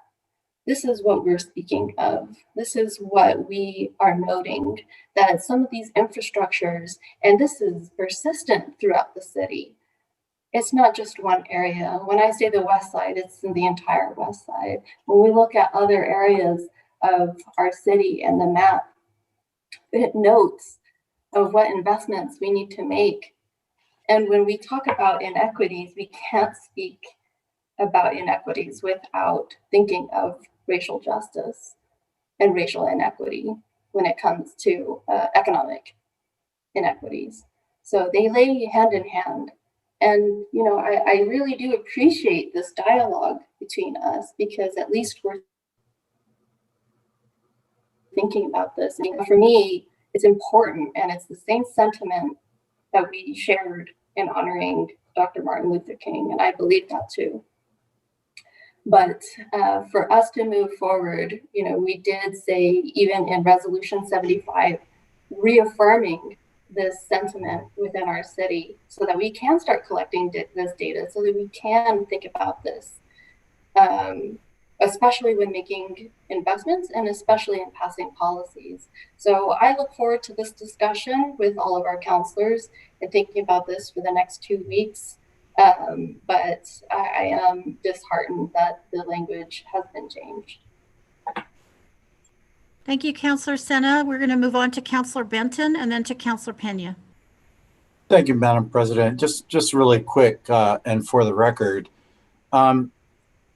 it's true that per capita, District 2 has the largest number of community centers. But to just be really clear about that, most of these centers began when we had a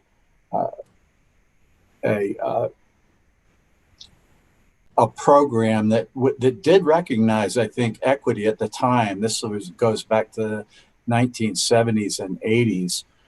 And when small recreation centers were built throughout, largely in what is now our District 2 and the old District 3, they were built as small neighborhood centers. They were basically a gymnasium and one meeting room and a small office and some restrooms or shower rooms. And that model was repeated. They were fairly inexpensive buildings using pre-manufactured metal construction for the gym and some basic concrete block for the rest of the buildings.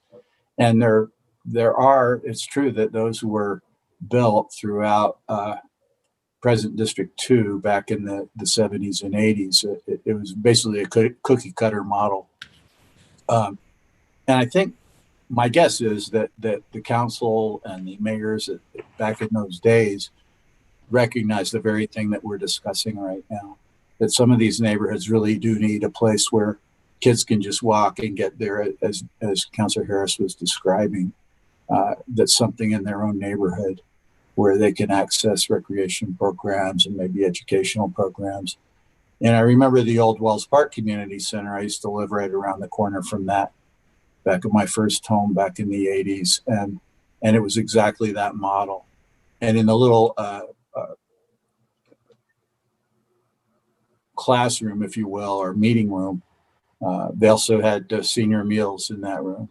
So in a sense, at that time, it was a multi-generational center. What we call a multi-generational center today is much different. And they're almost regional throughout the city. So, it's not an apples to apples thing. I just wanted to make clear about that. And in fact, just this morning, I was meeting with folks from Santa Barbara, Martineztown. It's a neighborhood that's basically hemmed in by the railroad tracks and I-25. The answer from Department of Family Community Services was, there are already too many community centers in District 2, and we will not build one there. But I think we need to look at the condition, individual conditions, just as Councilor Harris was describing, and making sure that a neighborhood like Santa Barbara Martineztown, which is a low-income tract, has options at least. And if I lived there and my child lived there with me, I would not want them going across the railroad tracks and going through the North Downtown area where there's a lot of homeless folks and everything to try to get to the Wells Park Community Center. It's just not viable. So I'm going to be supporting their requests. It's going to be for us, trying to reinvent kind of that old model again in a humble way, but to provide services to each neighborhood, and especially when it's that kind of neighborhood that's one of the oldest ones in the city, but also one of the least invested areas of the city. So there's no magic bullet here. And I think the original intention by the sponsors was to just get this out there again as a guide. And so let's keep that discussion going. I'll support the motion for deferral. And I think I encourage the sponsors to keep it alive. Thank you, Councilor Benton. We're going to move on to Councilor Pena, and then I have one last comment before we go to the motion for deferral. Councilor Pena? Well, thank you, Councilor Davis, because, I apologize. I'm a little off kilter right now. We just found out that a dear friend of ours just passed away from COVID. So that's why but apologize for that. And I just, I guess I wanted to be more focused when I talked about this bill, and I'm trying to get back on track just to really say that, I'm just I support the deferral. I feel like, this amendment actually changes the entire bill. And as a woman of color, and just knowing that the need in the entire city is just, if you look at and next time I'm going to have this so that we can do a small presentation, because if you look at it, noticing the area, there's many areas that in particular, my district, it's brown and there's a lot of poverty, but it's really evident everywhere in the city of Albuquerque. As Councilor Gibson was describing, looking at her district, she has some really high areas of poverty and in the area that correlates to, people of color. And when she was saying that she doesn't know, what that makeup is, this is exactly that tool that would help her to know what her district is more like, when you're making those decisions about capital. And then I just wanted to say, when we're talking about this, when we're talking about the West Side in particular, I think Councilor Sena was talking about that. And I just want to say that, when we're talking equity, there are areas in our city, if you're talking the entire west side of the city of Albuquerque, my district in particular, there's 8 senior centers in the city of Albuquerque. There's not any in my district. There's 23 community centers in the city. There's only 3 on the west side. There's museums on the west side of Albuquerque. There's 0. We don't have room for event centers. And most of the millennials in the city of Albuquerque live in District 3.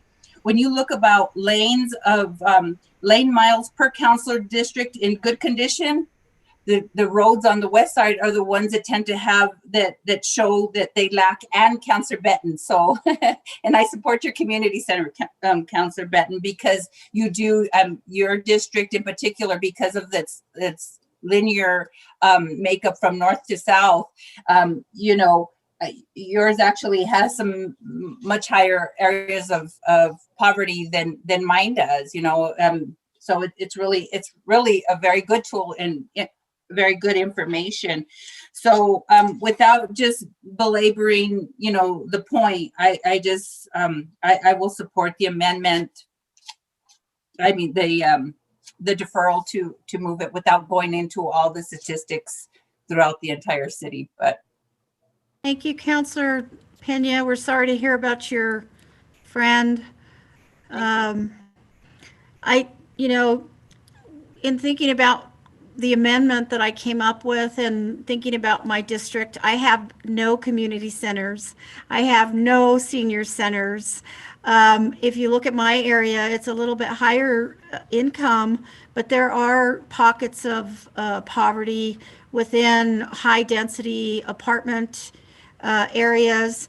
And so the problem, and that's why I looked to this amendment that we did pass, is, if we change that in 2021, then I wouldn't get any money for any senior centers or any community centers, and I don't have any to start with.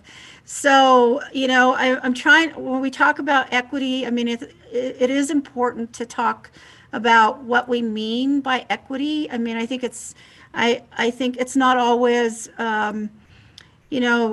equity across the city is an issue that I think we need to really talk about in the next 2 weeks. And I'm just going to point out that our deferral is to February 1st. Is that what you wanted, Councilor Davis?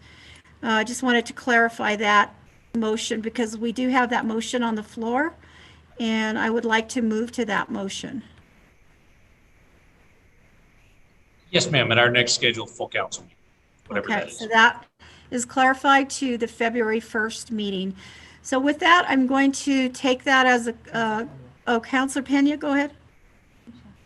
I just wanted to clarify something in the resolution, Councilor Borrego, because maybe Chris Melendez can explain the legislation. I just wanted to say that because I think what you just now said regarding your district is incorrect. Yes, you do have areas that are higher income, but using this as a guide, you would be able to identify, this wouldn't prohibit you from getting a senior center in your district. This would be a guide to where you put that senior center in your district and where the need is. So if Mr. Melendez can kind of explain that, because everybody keeps thinking that it's only for, yeah, you're saying you can. Thank you, Chris. Sure, Madam President, Councilor Pena, I think the point that you're getting to is that the resolution gives general guidance for future CIP planning, but it does not require directive. It does not require that expenditures be limited to certain council districts. I think related to the map that Councilor Pena was holding up kind of informally earlier, it does depict that the entire city still has areas, regardless of council district, that would fall within the guidance that is proposed by this resolution. So it does not prohibit any district from getting a resource. Okay, Councilor Bassan, and then we're going to go back to our motion for deferral, and we're going to close on this item because we're deferring it, and I think that will give the councilors the opportunity to have some, get some research done and have some new information maybe obtained by their offices. Councilor Bassan. Thank you, Madam President. So given what Mr. Melendez just said, I still am going to need more clarification because I know that Councilor Pena and I have had conversations about it. I know that I've talked with Ms. Yara in the office, and now with what we're hearing, I understand that this is giving guidance. I see and I understand what the legislation reads. What is not clear to me is how everybody seems to imply that per district, this can also be broken down. The way that I read the legislation, and I would hope if Mr. Melendez can set me straight, I would be grateful, because the way I read this legislation, it is stating that the priority is going to be used with a racial equity criterion, which could very well mean that Councilor Borrego doesn't get the funding in 1 year, or I don't get funding 1 year because of using this criterion. So I think that per district is very important, and it's not in there. This is saying citywide. And that is going to what Councilor Gibson was bringing up earlier, where we were elected to serve specifically in our district. And I know that we all have really good intentions for this city, but that is indeed the administration and the mayor's job. So the fact that this is reading to where it says something about racial equity criterion citywide, am I incorrect, Mr. Melendres, or am I reading it wrong? Madam President, Councilor Bassan, I don't think you're reading it wrong. The point that I think I was asked to clarify is whether or not this requires capital funds to be directed toward specific districts. And this resolution does not include that type of language.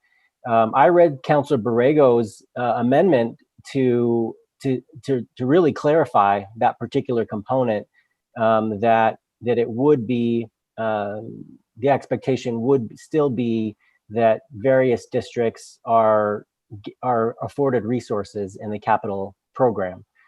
So I my intent was not to say that language is there that is not there, only that it does not require or specifically leave out any particular district, especially in light of the data that Councilor Pena was highlighting with respect to the fact that this scenario exists in all parts of the city. Thank you, Madam President. Just one follow-up to that, please. Thank you, Councilor Bassan, and now we have Don Harris, Councilor Harris asking. Councilor Bassan very quickly, and then Councilor Harris very quickly, and we're going to go to our deferral. Thank you. So Mr. Melendres, I'm sorry, I was speaking on the original bill, not on the amendment, because I completely agree that it was much more specific because of the amendment. However, I just want to make sure to clarify that if we go back eventually, or if a floor sub comes in next time, when it's deferred, I'm reading the original bill to say that although it could go to various districts, it also might not go to various districts. And that is something that I think is a little bit of too big of a risk when I was elected to serve in my district. Madam President, Councilor Bassan, certainly I think when you vote on this, you want to make sure that it's clear with respect to the intent. And if the bill as written is not clear enough to indicate that it's not to be geared towards specific districts, then you should consider an amendment to clarify that. Okay, we're going to go to Councilor Harris, and then we're going to go back to our motion for deferral. Councilor Harris. Yes, and when Councilor Bassan was talking, it reminded me of something that's been on the books for years now when Councilor Winter was in District 4, which is North Domingo Baca. There's been a lot of push by our seniors to have a therapy pool, and that's going to be an expensive undertaking, probably several $1 million, $6, $7 million or something, I'm not sure. But that would be something that would serve senior citizens throughout the city. But as I read this resolution, that would be very, very difficult to build that at North Domingo Baca, which is, one of the more affluent parts of town, but it would be a facility that would serve all the seniors throughout the city, and there's really no other place to put it that has the land and the space and so forth. So I think that this could be used as sort of a lever or a club or something to keep things that we need throughout the city because of where they happen to be built based on socioeconomics of the land that it's in. And so I'm concerned that, with Councilor Borrego's amendment, I think I would have probably supported it, although reluctantly, maybe not. But then we're talking about even making it more likely to be used as a vehicle to keep things from getting built, which could serve everyone in the city of Albuquerque, just because they happen to be located in a place with a more affluent zip code. So I'll just leave that comment alone. I just wanted to say that as people think about the language over the next 2 weeks to improve this. Thank you, Councilor Harris. We just have, staff would like just to make one quick clarification on the amendment, and then we're going to move on to our deferral. Thank you, Madam President. I just wanted to note for the councilors that this bill that's in front of you is actually creating a criterion for the development of the capital implementation program. Of course, the full council has the final say in what goes into that program. This is just getting at the front end of that process. So as you know, we go through the committee of the whole meetings and you guys deliberate on what goes in and out of that program. And then of course it's voted on by our constituents. So I just wanted to clarify that this is really geared for the development of the program. Thank you. Okay, counselors, we're going to go on to our deferral, and we will be revisiting this bill in about a week and a half. We have a shorter time period than usual before our next council meeting. So with that, I'm going to take a vote on the motion for deferral by Councilor Davis and the second by Councilor Harris. Councilor Bassan. No. Councilor Benton. Yes. Councilor Davis. Yes. Councilor Gibson. Yes. Councilor Harris. Yes. Councilor Jones. Yes. Councilor Pena. Yes. Councilor Sena. Yes. Councilor Borrego. Yes. Passes on an 8-1 vote. Okay, that R85 is deferred until February the 1st. We're going to move on to our next item, which is Councilor Pena, R121.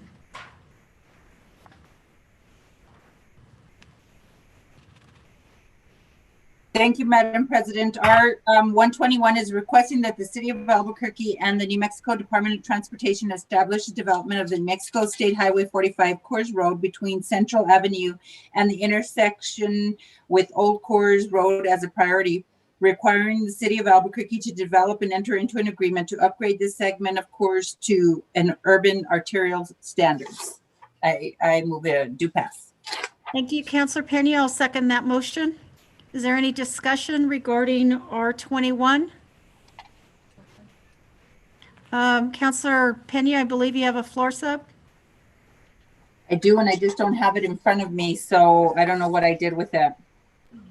It's in your iPads, Oh. counselors. If you didn't see it, you can pull it up. Mhm. So I'd like to move the floor sub because the floor sub actually changes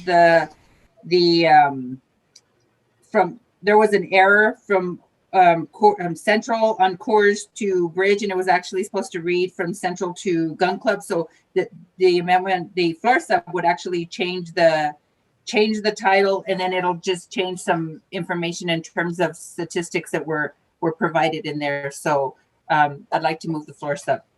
Okay, we have a motion to move the floor sub, and we have, I believe, a second by Councilor Bassan. And is there any discussion regarding the floor sub? If not, then we will go to a vote on the floor sub. Councilor Bassan. Yes. Councilor Benton. Yes. Councilor Davis. Yes. Councilor Gibson. Yes. Councilor Harris. Yes. Councilor Jones. Yes. Councilor Pena. Yes. Councilor Sena. Yes. Councilor Borrego. Yes. 9-0 on the floor sub. Okay, the floor sub passes on a 9-0 vote. So we are going to go back to the original bill. Councilor Pena. So I urge your support. Councilor Pena, there's a Can you hear me? question from Councilor Harris, I think. Yes, we need to suspend the rules because it's a floor sub. So we're going to pass it tonight. We need to suspend the rules. Okay, yes, we need to move that we suspend the rules. So do you have a motion? I move that we suspend the rules to allow the floor sub to pass tonight. Okay, is there a second? Councilor Bassan, second that floor sub. So we'll take a vote. Councilor Bassan. Yes. Councilor Benton. Yes. Councilor Davis. Yes. Councilor Gibson. Yes. Councilor Harris. Yes. Councilor Jones. Yes. Councilor Pena. Yes. Councilor Sena. Yes. Councilor Borrego. Yes. 9-0. Okay, so then we are going to go back to R2121, which is the original bill as substituted, and we will take a vote on that unless there's any discussion. Councilor Pena, did you have anything? I think Councilor Benton has. Councilor Benton, I'm sorry, I didn't see your hand. Councilor Benton. Thank you. I have a question, and this might be for the sponsor. It might be for Mr. Menacucci, and it might be for the administration. So the urban arterial standards, what it brings to mind is parts of the older parts of the city, I'm sure, have many major arterials that are not built to modern arterial standards. So I wanted to ask that question. I could pick one that's not in my district, so I don't seem to be self-serving. Let's just say, I don't know, Wyoming Boulevard in the Heights, right? My understanding is those roadways like that in the 1970s, which is the last time they were really upgraded in any way, 70s and 80s, were not built to modern arterial standards of today. And I just wonder where we're going if we start identifying individual roadways that should become a priority for such standards when throughout the city, I'm sure East Central, you name it, there are many corridors that are not built to those modern standards. And where do we stop? We start identifying individual roadways that must be done that way. So Councilor, I we would have start with maybe Tom Mr. Minicucci on the line. Would you like to hear back from him? Yes, please. Tom? Yeah, councilors, I guess, I mean, the question here is probably a matter of I don't know how to answer that question right off, but it might be a matter of need in that I think what the councilor's doing here, and she probably could say it better than I can, is that they have a roadway system here that was built to rural arterial standards because that's what the area was like when they built the roadway last, when they did the last major works on it. And now urban areas have been developed around it so that it doesn't have, it's lacking, unlike Wyoming or Louisiana, it lacks curb, gutter, sidewalks in many places, lacks street lights, it lacks all of those basic necessities. So I think what the councilor's trying to say is that we have a large population, I think, in this area that, and the major roadway here, one of the major roadways is still operating as if it was a very small rural displaced population where there's not pedestrian traffic. So what this is just trying to say is the councilor's trying to work with the legislative people up there, say, let's come together and start to find funds along with the city to just bring this up to a basic standard. Now, it is assumed that the standard would be a complete streets because we have to follow the city ordinances. It would just go to that standard. But I think the question is what about Wyoming's and the Louisiana's? I think here what the councilor's saying is that, and she can point out a little bit better, is that she just has a roadway that's just devoid of any of that. That at least on Louisiana, Wyoming, for now, we have curb and gutter and sidewalk and some street lights. Here we have nothing, whereas we have a large population. Also, there's a large kind of group in this area, as in other parts of the city, of what they call pocket of poverty areas. So there's probably likely a higher pedestrian commute to work or commute to shop area going on here too. So there's probably a little bit more of a need. Again, I would have to, I think, is the best way I can say it, is that she just has a great need in her area. That's just, this really is truly an underserved need. Thank you, Councilor Tom. Benton, does that satisfy your question? Yes, thank you. That's helpful. Okay, we have two councilors in the waiting room, Councilor Harris and then Councilor Pena.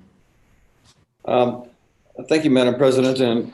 And when I was involved in a countywide election and I was driving all over the city, and what I found is that going east to west, east to west and west to east, depending on the time of day, if there was an accident on Alameda, for instance, then the whole east-west traffic would just stop, because then everyone would go to Paseo, or everyone would go to Montana or whatever, and there just wasn't enough capacity. Where in the northeast part of town, there is actually enough capacity, even if the standards aren't what they ought to be. And Councilor Benton brought up East Central. Well, we've been talking about a potential road diet on East Central for a long time. And if we ever bring ART all the way up to Tramway, that'll be an opportunity actually to take out 2 of those lanes, because really East Central's overbuilt for the amount of traffic that it has. And the developer at the Chili's restaurant and the Walgreens and the Starbucks and so forth on Eubank and East Central, what they found is that there were sewer lines that were never actually even been used. That's why there's no impact fees up there, because there's actually There's plenty of capacity in the roadways in Northeast Heights. If something happens on Wyoming, you have Louisiana, you have Eubank, you have Wantabo, you have Carlisle, you have San Mateo. You can find your way around. But if something happens on the west side of town, it can just really be a snarly mess real fast.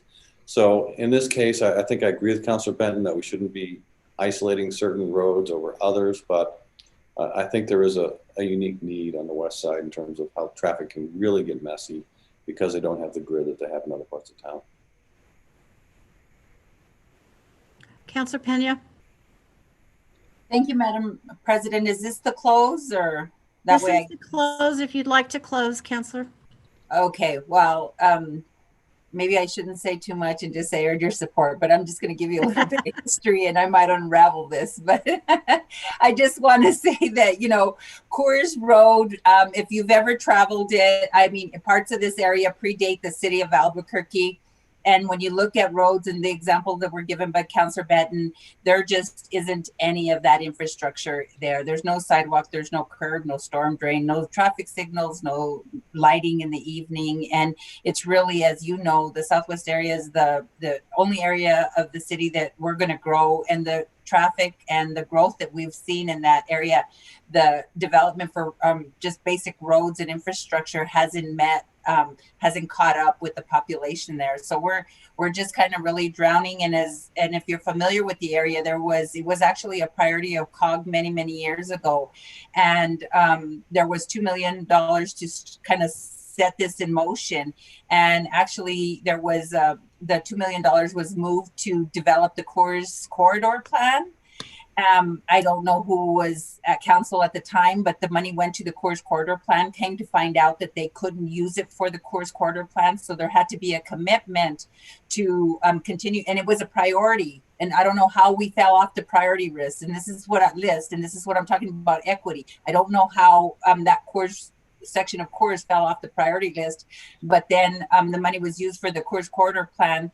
And then they come back and said they weren't supposed to do that. And there was supposed to be a commitment out there somewhere from either COG or the city of Albuquerque to put it back as a priority. And that just never happened. And that $2 million actually went to a project. It actually went to a project over there on Broadway, but which maybe it was more needy at the time. I don't know. But, so I urge your support. I think that, when we're talking about need, this road, I encourage everyone to drive it. Thank you, Councilor Pena. With that, we will close, and I would just say ditto. I promised that I wouldn't say too much tonight, so I'm just going to say ditto. That is a definite road that needs some improvement. So with that, councilors, R121 as substituted, we will take a vote on that particular bill. Councilor Bassan. Yes. Councilor Benton. Yes. Councilor Davis. Yes. Councilor Gibson. Yes. Councilor Harris. Yes. Councilor Jones. Yes. Councilor Pena. Yes. Thank you. Councilor Sena. Yes. Councilor Borrego. Yes. 9-0. That motion passes on a 9-0 vote. So we will move on to M6, urging the New Mexico State Legislature to establish a state public bank. Councilor Gibson, Davis, Sena, and Bassan. Who would like to present? If I may. Councilor Madam Gibson? President, I would like to get this started. M6 is, did you read this already? I'm sorry. Urging the New Mexico State Legislature to establish a state public bank owned by and for the people of New Mexico during the 2021 legislative session, and I will move it do pass. There's a second. We have 2 seconds, Councilor Bassan and Councilor Sena. Is there any discussion regarding this particular bill? Councilors? Madam President? Yes, Councilor Gibson. There was a gentleman who arrived late to our meeting, and he was had signed up for public comment. I don't know if he's still with us, but Counselor Gibson, do you have his name? I do. His name is Alex Romero. Maybe Mr. Moya could tell us if he's. We're looking to see if he's in the waiting room, Counselor. Okay. He's not in the waiting room, Counselor. All right. Thank you for checking. So we have a motion. Do I have a second? Counselor Bassan, and there's not any other discussion. Then we will move. Madam President. Counselor Bassan. Thank you, Madam President. Counselor Gibson, I had spoken via email with Sarah Manning, who is one of the attendees, in case people have more questions or if we want to hear from her. I did look and I see her as an attendee, and she said she would be willing to speak on behalf of this if so desired. Thank you. Thank you for that. Madam President, if I may, we do have a number of people who are associated. Okay, with, we will pull her out of the waiting room. Okay. Pardon me? And there's do like we I have said, her there are a number of in? them. Yes. Jillian, go ahead. And she has what, 2 minutes? Probably. Thank Go you, ahead, Madam. Sarah. Thank you, Madam President. This is the Public Banking Act is a transformative act for New Mexico's economy. It's designed to help communities, but also businesses get greater access to funding at the local level. It would be a bank owned by the state of New Mexico, funded by the state of New Mexico, part as an investment. It would work in conjunction with with community banks, with credit unions, and with CDFIs to bring increased local lending driven by the needs of individual communities. So we feel it would strengthen both the banking community across the state. And we do note that there are large areas that are basically banking deserts, but it will also help foster new businesses, and in some instances would be able to help communities with funding for issues that don't easily fit within the bonding structure. This is part of a national movement. We really feel that New Mexico has a chance to be a leader here, and we do think this is going to change our economy by bringing greater access to jobs, new businesses, and eventually GRT taxes. And that is the summary, and I'd be happy to answer any questions. Thank you. Thank you, Ms. Manning. Any questions? If not, I'm going to move to Councilor Jones. She has a question. Thank you, Madam President. And Ms. Manning, I have a question because I think a lot of the people at home and a lot of the citizens, to include myself, aren't fully aware of how this is set up, where the money comes from. That's kind of the easy part. Who supervises and oversees it? Regular banks today that we work with have FDIC oversight and insurance and all of that kind of stuff. Would you just give us an overview of how these banks work and how they are set up to ensure that there's no, to use a very professional term, hanky-panky and misappropriation of funds, and that things are handled correctly? Would you just give us that overview, please, on a business level? Thank you, Ms. Manning. I'd be delighted to, Councilor. Thank you. The bank would be set up.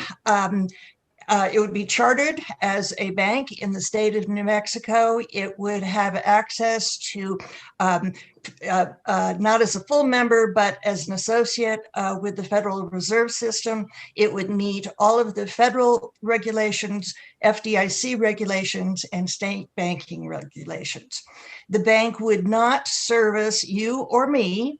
It can only make loans to community banks and CDFIs and credit unions, and to other entities of the state, including it could make loans to sovereign nations, counties, cities, and other state divisions.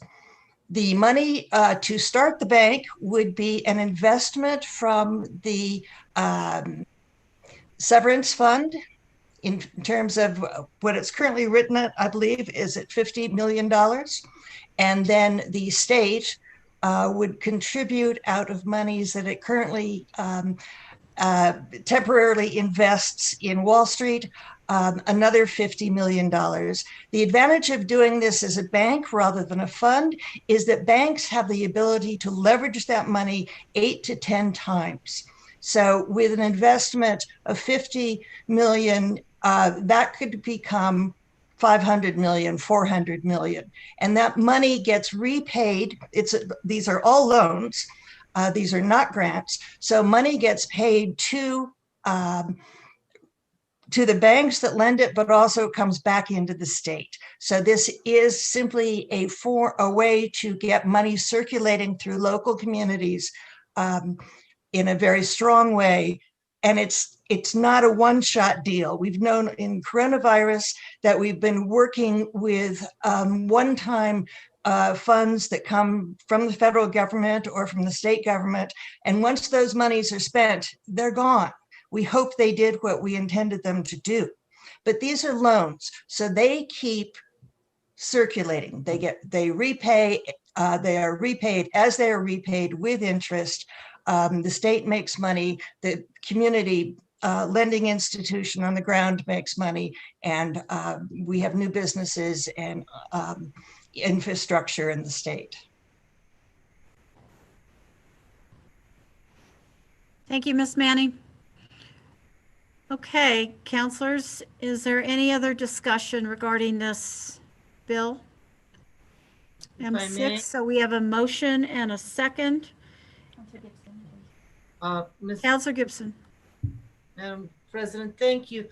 And I'd just like to thank Ms. Manning for giving us that information. This is a fairly technical thing, and I'm certainly no banking expert myself, but one of the things that banks can do, and Ms. Manning did talk about this, is leverage relatively small deposits into a much enhanced value. So, and the way they do that is for every loan that's made, it's registered on both sides of the ledger. It's an asset as well as a liability.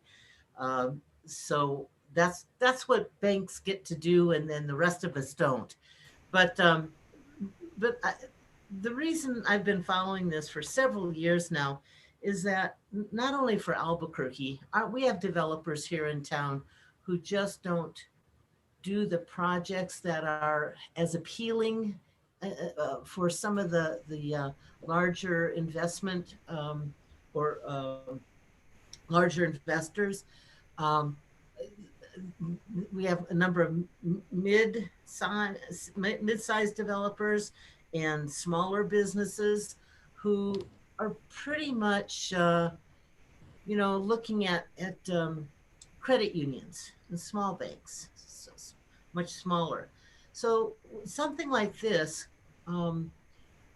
would give them another option of doing, like, for example, financing a gap between some mortgage that they might have or some other large loan. The other thing that I really like about this is that it creates more opportunities for smaller governments, tribal governments, rural governments, municipalities throughout the state that where they're limited as well. So anyway, that's all I have. Do you want me to close? Thank you, Counselor. Is that your close? Are there? Okay, so we will move on to the vote on this particular item.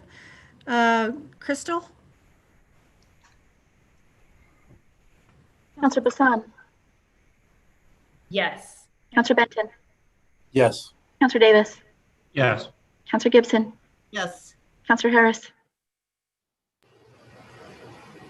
Counselor Harris. Counselor Harris, you're muted. I believe he's working on it.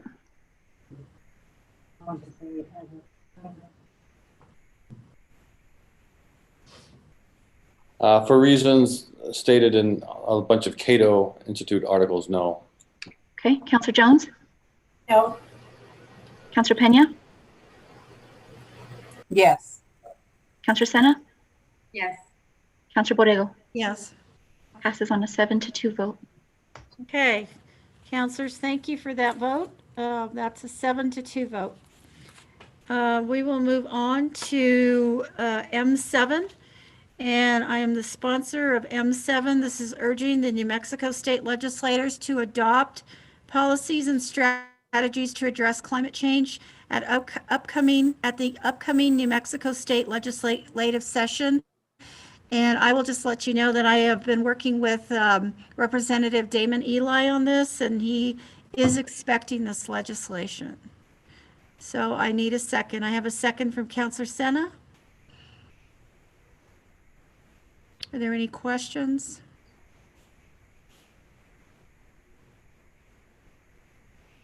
Looks like not. Crystal, would you like to take the vote? Yes, Madam President. Counselor Bassan, Yes.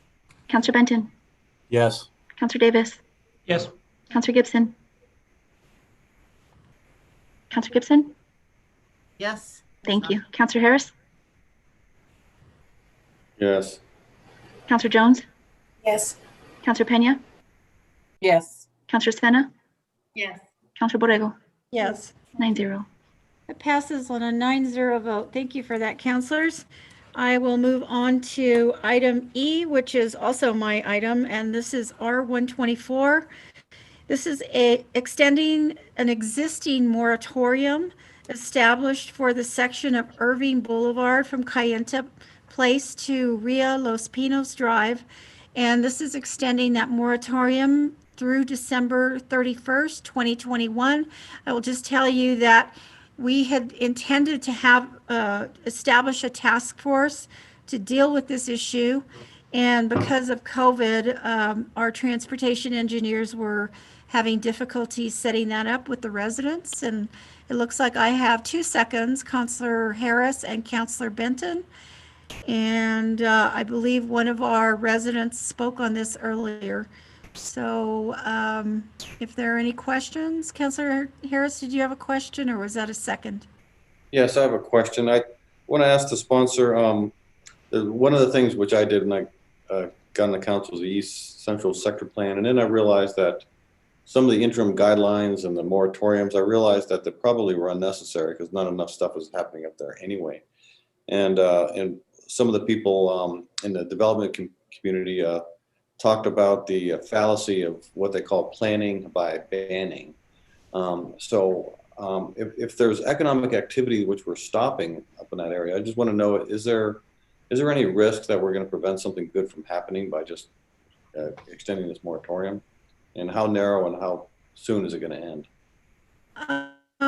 Counselor Harris, I would tell you that there's probably not any economic activity happening on this, but this is identified on the long-range major street plan, and there are residents that are interested. The problem with this particular street of Irving is that part of it is in the city and the other side of it is in the county. And so there is an opportunity to establish this task force and to start discussing whether or not the long-range major street plan needs to be amended or not. And that is part of the reason for this moratorium, is to encourage that task force.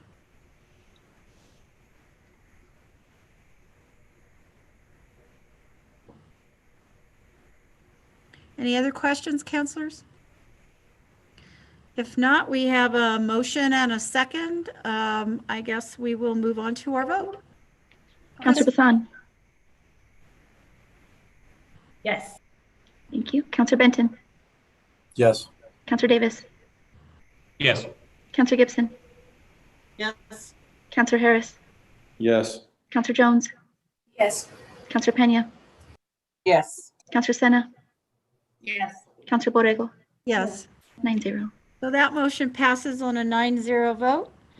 So we will move on to item F, and this is Counselor Benton, R2. And this is a nuisance property. Counselor Benton. Thank you, Madam President. R2 is a nuisance substandard dwelling or structure in need of abatement at 1623 Central Avenue Northwest, 87104. I move a due pass.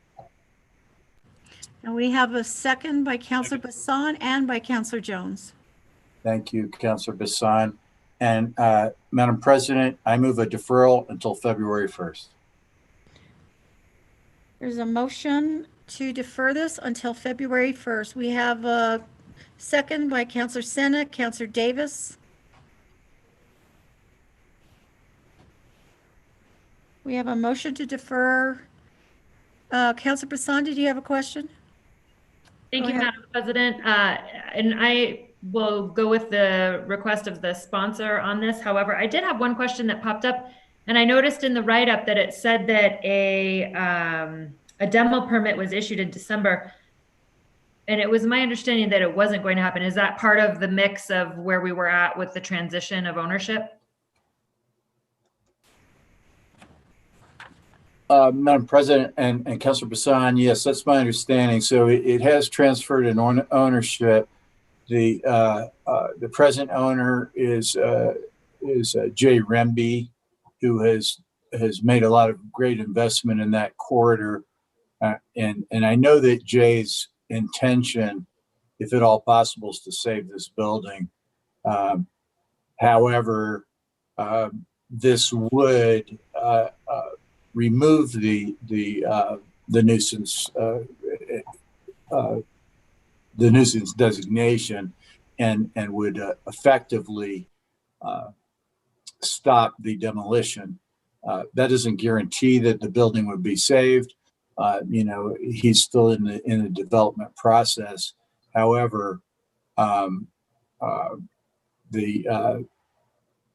the event that it remained and somehow became a nuisance again, it doesn't prevent us from redesignating it for demolition as a nuisance. Thank you, Counselor. I wanted to clarify that hopefully it won't be demolished, and that wasn't necessarily the way we were going. So thank you for the clarification. Thank you, Counselor. Any other questions? If not, we have a motion and a second for deferral to February 1st. And I will defer to Crystal for. Thank you. Counselor Bassan, Yes. Counselor Benton, Yes. Counselor Davis, Yes. Counselor Gibson. Counselor, thank you. Counselor Harris, Yes. Counselor Jones, Yes. Counselor Pena, Yes. Counselor Sena, Yes. Counselor Borrego, Yes. 9-0 on the deferral. Thank you, Crystal. That motion passes on a 9-0 vote. So we will move on to our last item of business for this evening, and that is M8. And this is urging the New Mexico State Legislature to support the 2021 Health Security Planning and Design Board Act. And counselors, I would just mention to you, if you remember last year, we recommended to the legislature that we pass a study, and the results of that study have created this recommendation to create a board. So that just a little explanation on that. And Counselor Sena, thank you for that second. Are there any questions?